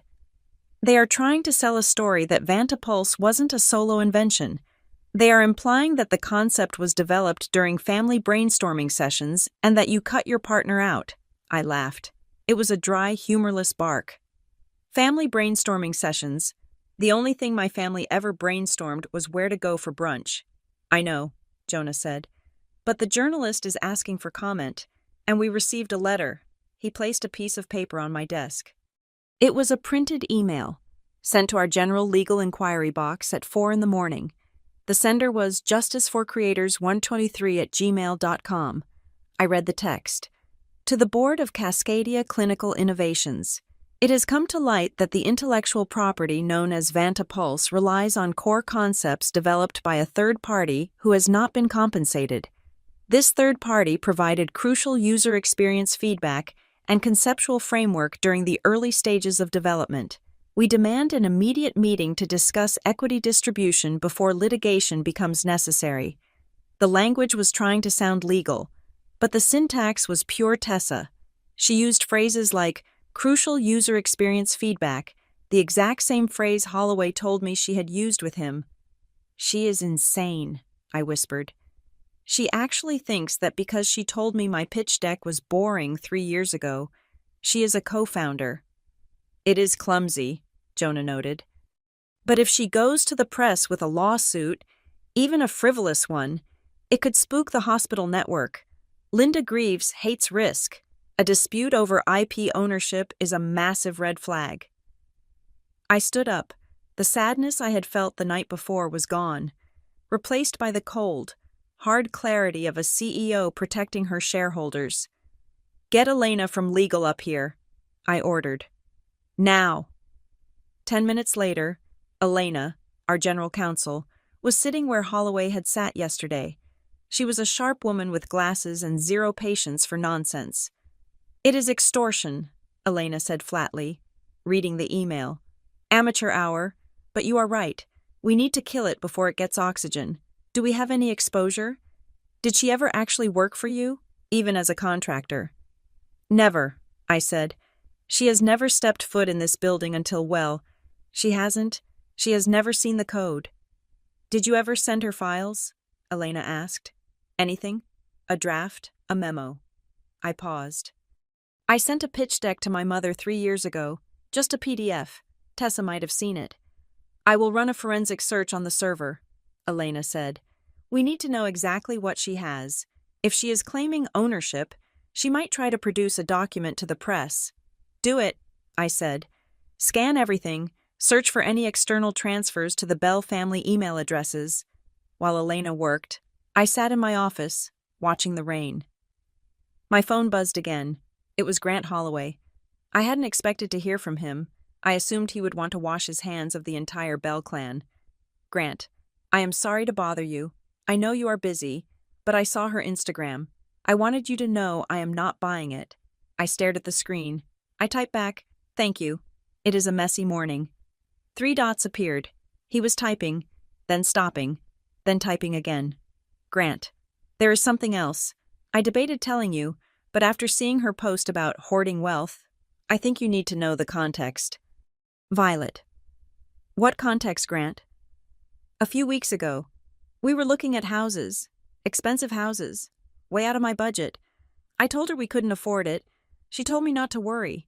She said that once we were married, her family was going to invest heavily in my research. She said there was a family trust that she controlled. I stopped breathing for a second. A family trust. Grant? She made it sound like she had access to millions. Violet. She was leveraging your money. Money she didn't even know for sure you had, but suspected to keep me interested. She promised me funding for my stroke research if I put a ring on her finger. I let the phone drop to the desk. The puzzle was finally complete. It wasn't just about status. It wasn't just about being the pretty one. Tessa had been using me as a ghost bank. She had sensed I had money. Maybe she saw a receipt once, or noticed the quality of a gift, and she had built a financial house of cards on the assumption that she could bully or guilt me into paying for it eventually. She wasn't just gaslighting me. She was embezzling a future she hadn't earned. Violet. Elena's voice cut through the fog. She was looking at her laptop, her expression grim. We found something, she said. I walked over to the conference table. It is from 2 years ago, Elena said, turning the screen toward me. Outgoing email from your account, but you didn't send it from your device. The IP address matches a residential connection in the suburbs. I looked at the log. Sender Violet, Bell at Cascadia, com recipient Tessa, Bell at Gmail, com, attachment VP, clinical / roadmap internal, V2, PDF. The date, I said, squinting at the screen. November 24th, Thanksgiving. You were at your parents' house. Elena asked. Yes, I said, the memory sharpening. I left my laptop open in the living room while I helped Mom in the kitchen. Tessa was working on the couch. She forwarded a confidential internal roadmap to herself. Elena said, "It is stamped with a do not distribute watermark. It outlines the 3-year rollout plan for the AI. She stole it," I said. "She didn't consult. She stole a trade secret." "And here's the kicker," Elena said, typing a few more keys. "We cross-referenced her email address with our competitor logs. 6 months ago, someone from a generic Gmail account approached Medcore Solutions offering insider info on Vantapulse's algorithm. They didn't bite, but the subject line matches the file name she stole." The room went silent. This wasn't family drama anymore. This was corporate espionage. Tessa had stolen a confidential document 2 years ago, kept it in her back pocket, and tried to sell it to a competitor when she needed cash. And now, she was using her possession of that information to claim she was a co-founder. "She walked right into a trap," Elena said, closing the laptop. "If she tries to show that document to a journalist to prove she was involved, she is admitting to possessing stolen property. She committed a felony. Violet." I walked back to the window. I looked at the gray city. I thought about the sister who used to braid my hair when we were 5. I thought about the sister who called me a mess. I thought about the sister who promised her boyfriend my money. "She thinks this is a PR war," I said softly. "She thinks we are going to fight on Instagram." "What do you want to do?" Elena asked. "We can send a cease and desist, or we can file a police report for theft of trade secrets." I thought about my parents. If I filed a police report, Tessa would go to jail, or at least, she would face a criminal trial. It would destroy her. It would destroy the family. But if I did nothing, she would keep escalating. She would leak the roadmap. She would poison the St. Jude deal. She would tell the world I was a thief.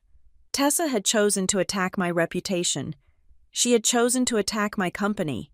She had made this transactional. "I am not going to play her game," I said, turning back to Elena. "I am not going to argue with her on Facebook, and I am not going to send a polite warning. So, draft a formal legal complaint," I said. "Misappropriation of trade secrets, defamation, and attempted extortion. Attach the server logs showing the unauthorized transfer from my laptop. Attach the log of her attempt to sell to Medcore." "You want to file it?" Elena asked, raising an eyebrow. "That is the nuclear option." "No," I said. "Not yet. Draft it, put it on the official letterhead, and send a courier to my parents' house." "To your parents?" "Yes," I said. "Tessa is staying there. I want it delivered to her hand, along with a letter from me." "What will the letter say?" I looked at the water stain on the table where Grant Holloway's glass had sat yesterday. "It will say that she has 24 hours to retract every statement, delete every post, and sign a non-disclosure agreement. If she refuses, or if she posts one more lie, we file the charges." I paused. "And tell her that the family trust she promised Dr. Holloway does not exist, but the prison sentence for industrial espionage is very real." Elena nodded. "I will have it ready in an hour." And Elena, "Yes, boss. Make sure the courier arrives during lunch," I said. "I want my parents to see it." Elena left the room. I sat alone. I felt a strange vibration in my hand. I looked down. I was clenching my fist so hard my knuckles were white. I wasn't angry anymore. I was efficient. Tessa wanted a successful sister. She wanted a powerful CEO in the family. Fine. She was about to find out exactly how a CEO handles a liability. I picked up my phone and texted Grant back. "Violet, thank you for telling me. I am handling it. You won't be dragged into this." He replied instantly, "I am not worried about me. Watch your back. Violet. She is desperate." Violet. "I know, but she brought a rumor to a lawsuit fight." I put the phone down and turned back to my screens. The Vantapulse dashboard was glowing, green and steady, thousands of hearts beating in rhythm. It was a clean, logical system. My family was a mess, but I was done cleaning it up. I was about to excise the infection. The drive to my parents' house in the suburbs was a journey backward in time. I passed the high school where I had eaten lunch alone in the library. I passed the mall where Tessa had first been scouted for a local modeling gig that never went anywhere. Every corner held a memory of being the other sister, the background character in the Tessa Bell show. But today, the script was being rewritten. I pulled my sedan into the driveway. My father's car was there, polished and gleaming. My mother's garden was perfectly manicured, winter pansies shivering in the cold wind. It looked like a postcard of suburban success. I grabbed the heavy leather portfolio from the passenger seat. It contained no Christmas gifts, no peace offerings. It contained facts. When I walked in, the atmosphere was funereal. My parents were sitting at the dining room table, looking aged and bewildered. Tessa was not in the room, but her presence hung heavy in the air. The scent of her expensive perfume was everywhere. "Violet," my mother said, standing up halfway and then sinking back down. She looked tired. "Thank you for coming. We need to fix this." "I agree," I said, placing the portfolio on the table. "We do." "Good," my father said, leaning forward.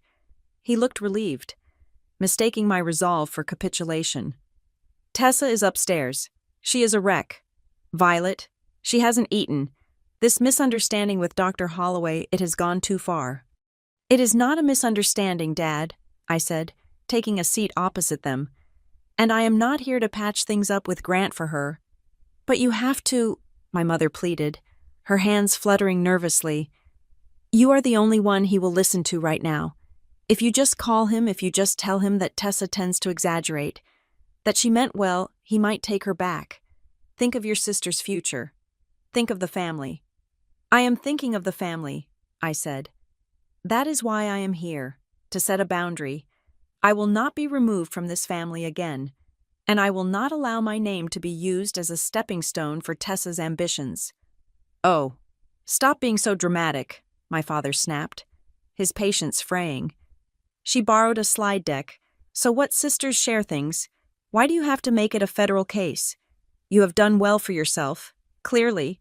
Why can't you just let her have a little credit? It doesn't hurt you." "It does hurt me," I said, "but that is not the point. The point is that you are asking me to endorse a lie." I opened the portfolio. "I want you to look at this," I said. I laid out the documents one by one, forming a grid on the polished wood table. "This," I pointed to the first sheet, "is a log of text messages Tessa sent to her friends 3 months ago. In them, she calls me a social liability and jokes about how she is going to hide the embarrassing sister to land the doctor." My mother looked away. "People vent, Violet. This," I pointed to the second sheet, "is a screenshot of the email she sent to Grant's assistant, claiming to be the creative consultant for Cascadia. She has good ideas," my father muttered, though he looked less sure. "And this," I said, laying down a bank statement, "is the reason I am really here." My parents stared at the paper. It was a transfer log. "What is this?" my father asked, squinting. "The Horizon Trust. That is the fund that manages our supplemental pension." "Yes," I said. 3 years ago, when Dad retired early because of his back, you were worried about the mortgage.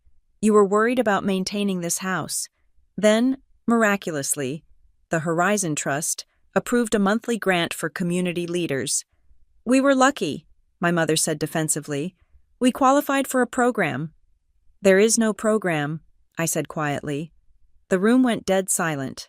The grandfather clock in the hall ticked loudly. "What, Ma?" my father whispered. "I am the Horizon Trust," I said. "I set it up 5 years ago when Vantapulse started turning a profit. I funnel $3,000 a month into your accounts.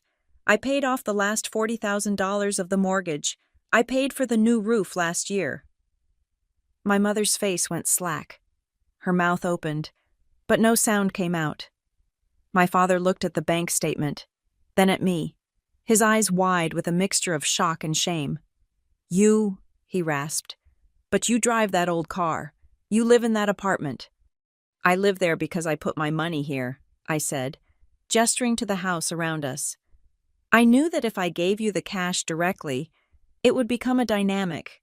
You would feel guilty, or you would feel entitled, or Tessa would want a cut, so I did it anonymously.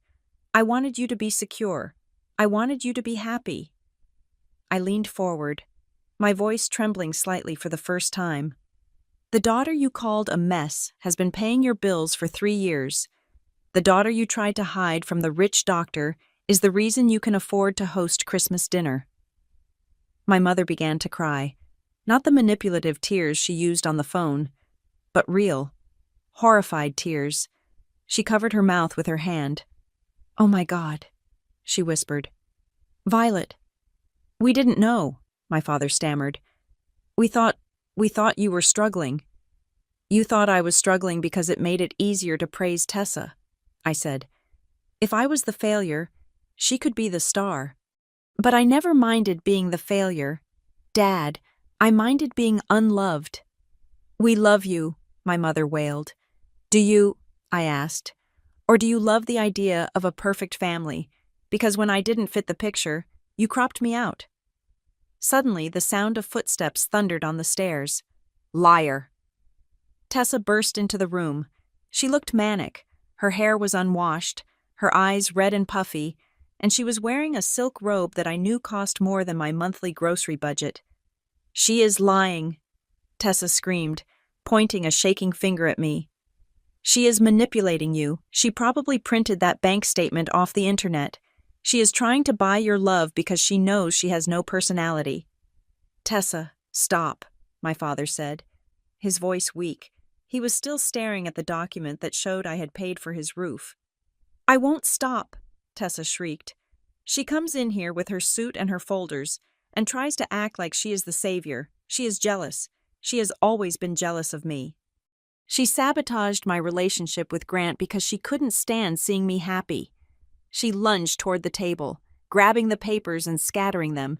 "You are toxic," she yelled at me. "You are the reason this family is broken. You think money makes you better than us." "The front door is unlocked." The voice came from the hallway. It was deep, calm, and terrifyingly cold. Tessa froze. We all turned. Dr. Grant Holloway was standing in the archway of the dining room. He was wearing a raincoat, dripping water onto the hardwood floor. He held a small box of Tessa's things in one hand and a manila envelope in the other. "Grant," Tessa whispered, her face transforming instantly. She smoothed her hair, her posture shifting from aggressive to fragile. "Grant, baby, you came back. I knew you would. She is lying to them. Grant, she is telling them crazy things." Holloway didn't look at her. He looked at me, giving me a brief nod of acknowledgement. Then he looked at my parents. "I apologize for the intrusion," he said politely. The door was open. I came to return Tessa's belongings, and to deliver this. He walked to the table and placed the manila envelope down on top of the scattered papers. "What is that?" Tessa asked, her voice trembling. "Violet told you about the text messages," Holloway said, his eyes finally locking onto Tessa. "And she told you about the email to my assistant, but she didn't tell you the rest, probably because she was trying to protect you from a felony charge." "Felony?" my father asked, standing up. "Now see here, doctor, this is a family dispute." "It is not a family dispute," Holloway cut him off. "It is corporate espionage." He tapped the envelope. "I made some calls last night," Holloway said. "I have a friend on the board of MedCore Solutions. I asked him if anyone had ever approached them with data from Vantapulse." Tessa's face went gray. She took a step back, bumping into the china cabinet. The glass rattled. "He sent me the log," Holloway continued, his voice devoid of emotion. "6 months ago, an email from a generic account offering proprietary algorithmic architecture for $50,000. The attachment was a file called Vantapulse Internal Roadmap. The metadata on the file shows it was created by Violet Bell and stolen from a laptop at this address." He looked at Tessa with a look of pure disgust. "You didn't just lie about your job. Tessa, You tried to sell your sister's life work to her direct competitor for the price of a mid-range sedan. My parents were paralyzed. They looked from Grant to Tessa, waiting for her to deny it, waiting for her to laugh and say it was a mistake. But Tessa didn't deny it. Her face twisted, the fragility vanished, the mask of the victim fell away, revealing something sharp and ugly underneath. "So what?" she spat. The words hung in the air like smoke. "So what?" my father repeated, horrified. "I deserve it." Tessa screamed, her voice cracking. "I deserve a cut. I am the one who had to deal with everything while she was locked away in her room being a nerd. I am the one who made this family look good. I am the one who brought energy and life into this house." She turned on me, her eyes wild. "You have millions," she yelled. "Millions. And you give them what? $3,000 a month. You are sitting on a gold mine, and you let me struggle with credit card debt. You let me beg for money for clothes." "You are 32 years old, Tessa," I said calmly. "I am the Bell family brand," she insisted, her logic completely detached from reality. "I am the one people like. If you have a company, it is because you came from us. That idea belongs to this family. It belongs to me as much as it belongs to you. I just wanted my fair share." Fair share. I stood up. I was taller than her in my heels. I looked down at her. "You tried to sell the roadmap to a competitor," I said. "Do you know what happens if Medcor had bought that? They would have filed a patent block. They would have tied Vantapulse up in court for years. We would have lost the funding. The company would have collapsed." I stepped closer to her. "You didn't want a share of the harvest, Tessa. You tried to chop down the tree and sell the wood for firewood." "I just wanted money," she sobbed, but it was angry sobbing now. "Why do you get to have it all? It is not fair." "I have it because I built it," I said. "And you don't have it because you have spent your entire life thinking the world owes you a living just for showing up and smiling." I turned to my parents. They were sitting in silence, looking at Tessa as if they had never really seen her before. For 30 years, they had seen the charming, pretty girl. Now, they saw the greed. They saw the entitlement that they had watered and fed every time they told her she was special and I was difficult. "She tried to destroy your company," my father asked, his voice shaking. "She tried to steal from you." "Yes, Dad," I said, "and she did it while living under the roof I paid for." My father put his head in his hands. My mother was weeping silently, looking at the table. Tessa looked around the room. She realized she had lost the audience. She realized the narrative had flipped so violently she could not spin it back. "You are all against me," she hissed. "Grant, please. You know I love you. I did it for us. I needed the money so we could be equals." "We were never equals, Tessa," Grant said coldly. "Not because of money, but because of this." He gestured to the room, to the lies, to the wreckage. He turned to me. "I am leaving. Violet, if you need a witness for the legal proceedings, you have my number." "Thank you, Grant," I said. He walked out the front door, closing it firmly behind him. The sound was final. Tessa stood in the center of the room, vibrating with rage. She looked at me with pure hatred. "You win," she whispered. "Are you happy you took my boyfriend? You turned Mom and Dad against me. You are a witch." "I didn't take anything, Tessa," I said, picking up my portfolio. "I just turned on the lights." I looked at my parents. "I am going to leave the trust active," I said, "because I do not punish people with poverty. That is not who I am. But from this moment on, I am not the messy sister. I am Violet Bell. And if Tessa ever tries to contact my partners, or my press team, or claims ownership of my work again, I will not send a lawyer. I will send the police." My father looked up. He looked old. "Violet, stay. Please, let's talk." "We have talked enough," I said. "You have a lot to think about. Mostly about which daughter you actually know." I walked past Tessa. She didn't move. She stood there, staring at the wall, trapped in the ruins of her own entitlement. I walked out into the cold winter air. The rain had stopped. The clouds were breaking. I got into my car and didn't look back at the house. I didn't need to. I knew exactly what was happening inside. The silence of a truth that had arrived 30 years too late. The morning of December 29th was not defined by the weather or the holiday lull, but by the sterile, terrifying precision of a legal proceeding. I sat at the head of the long mahogany table in Boardroom A. This was not the room where we held creative brainstorms. This was the room where we handled acquisitions, mergers, and today, the neutralization of a threat. To my right sat Elena, my general counsel, her face set in a line of grim determination. To my left sat the director of human resources, present strictly for protocol. Across from us sat Dr. Grant Holloway. He was not here as a boyfriend or an ex.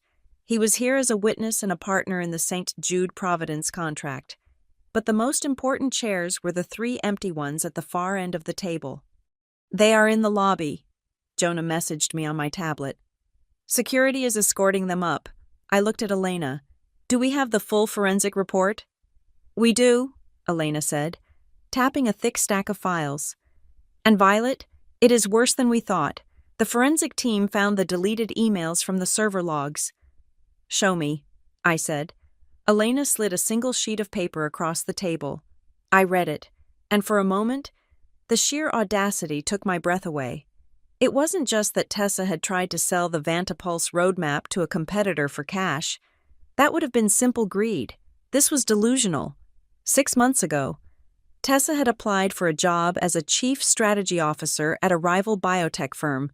In her cover letter, she had claimed she was the silent architect behind Cascadia Clinical Innovations. She had attached my stolen roadmap not as a product to sell, but as a portfolio piece, claiming she had written it. She didn't just want my money, she wanted my brain.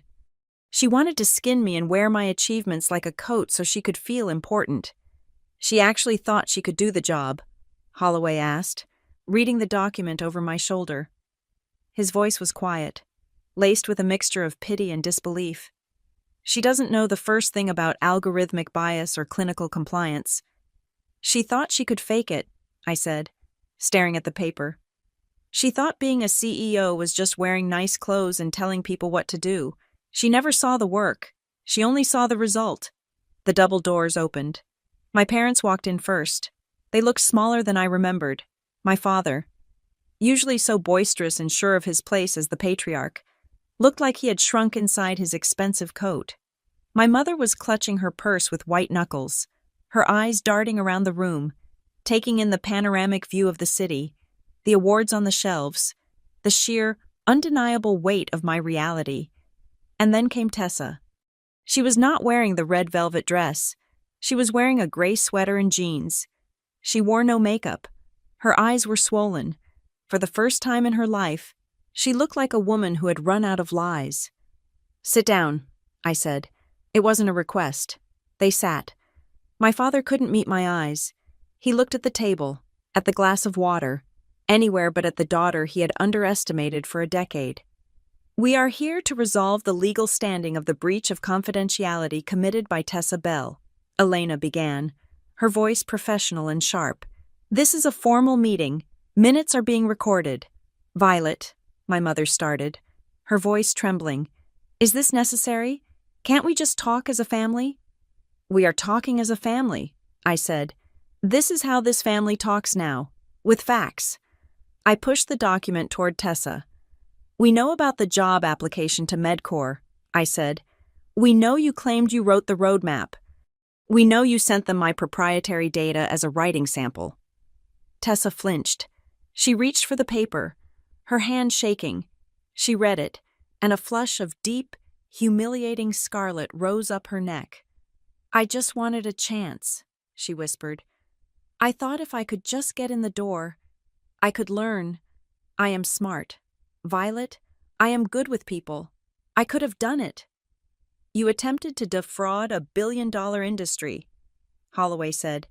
He didn't sound angry anymore. He just sounded tired. "Tessa, you cannot fake surgery. And you cannot fake this. You promised them a roadmap you didn't understand. If they had hired you, you would have destroyed their company within a month. I just wanted to be like you, Tessa cried out, tears spilling over. I wanted Mom and Dad to look at me the way they look at the way they should look at someone who made it. I was tired of just being the pretty one. I wanted to be the powerful one. So you decided to steal my power instead of building your own, I said. I looked at my parents. This is the reality, I told them. Your daughter didn't just tell a few white lies to get a boyfriend. She committed corporate espionage. She committed fraud. In the eyes of the law, she is a criminal liability. My father closed his eyes. Are you going to send her to jail, Violet? The room went silent. I could hear the hum of the server banks in the distance. I held the power to destroy Tessa completely. One phone call to the district attorney, and she would be trading her designer jeans for an orange jumpsuit. I looked at her. She was terrified. She was broken. No, I said. The air rushed out of the room. My mother let out a sob of relief. I am not going to put you in prison, Tessa, I said. Because I do not need revenge. I have a company to run, and frankly, a trial would be a distraction I cannot afford. I nodded to Elena. She slid a thick document across the table. This is a binding settlement agreement, I explained. It states that you will return every digital file you stole. You will delete every copy. You will sign a strict non-disclosure agreement banning you from ever mentioning Cascadia, Vantapulse, or me in a professional capacity. You will retract your social media posts immediately. And if I don't? Tessa asked, her voice barely audible. Then the deal is void, I said. And the police report I have already drafted gets filed. This is your one chance. You walk away with a clean record, but you walk away with nothing else. No claims to my company, no claims to my money, no claims to my success. Tessa picked up the pen. She didn't argue. She didn't try to negotiate. She signed her name with a shaky hand. I am sorry, she whispered, pushing the paper back. Violet, I am so sorry. I know, I said, but apologies do not fix data breaches. Signatures do. I turned to my parents. And now, for you, I said. My father looked up. Violet, we are so ashamed. We had no idea. I have a question, I interrupted. And I need an honest answer. It is the only thing I ask of you. I leaned forward. If I had stayed the hospital administrator, I asked, if I was still the broke, struggling daughter you thought I was, would you have defended me against Tessa? Or did you only start caring about my feelings when you found out I was the one paying for your roof? My father opened his mouth, then closed it.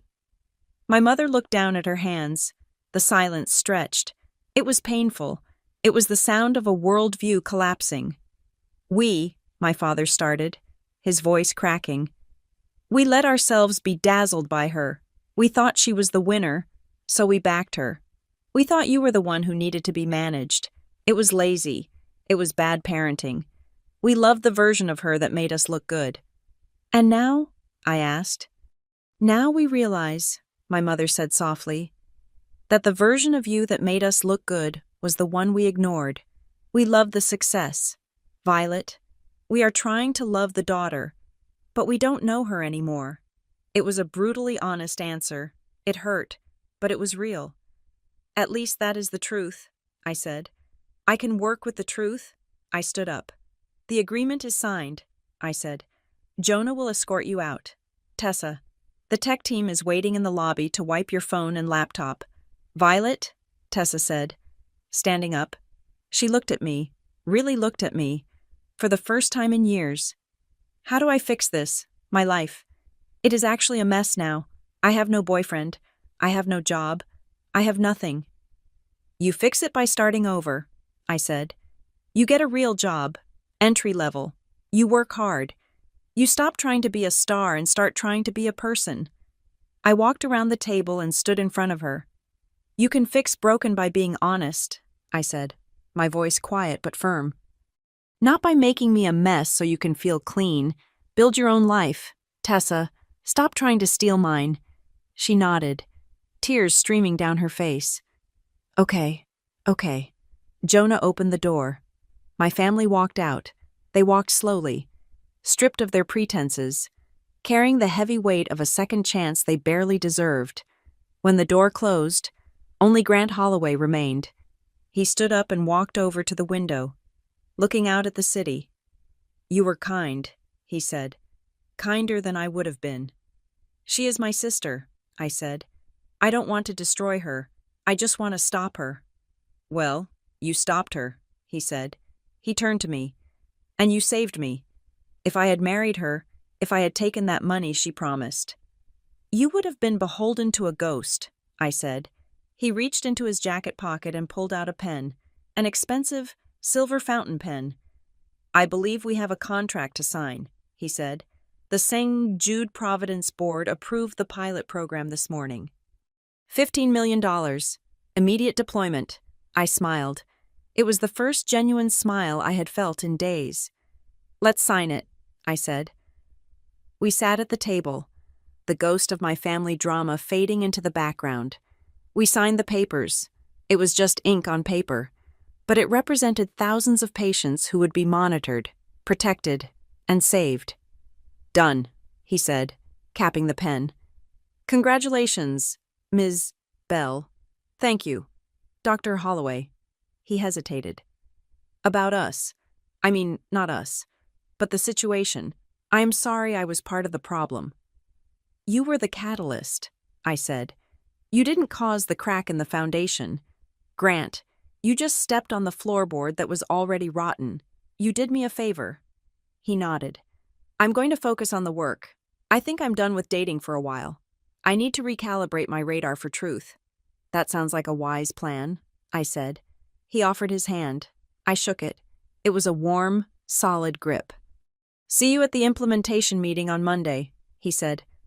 "Monday." I agreed. He left. I was alone in the office. The silence returned. But this time, it wasn't heavy. It was spacious. It was the silence of a room that had been cleared of clutter. I walked to my desk and sat down. I looked at the nameplate, Violet Bell, CEO. It meant something different now. Before, it was a secret shield. Now, it was just a fact. The sun began to set, casting long, orange shadows across the floor.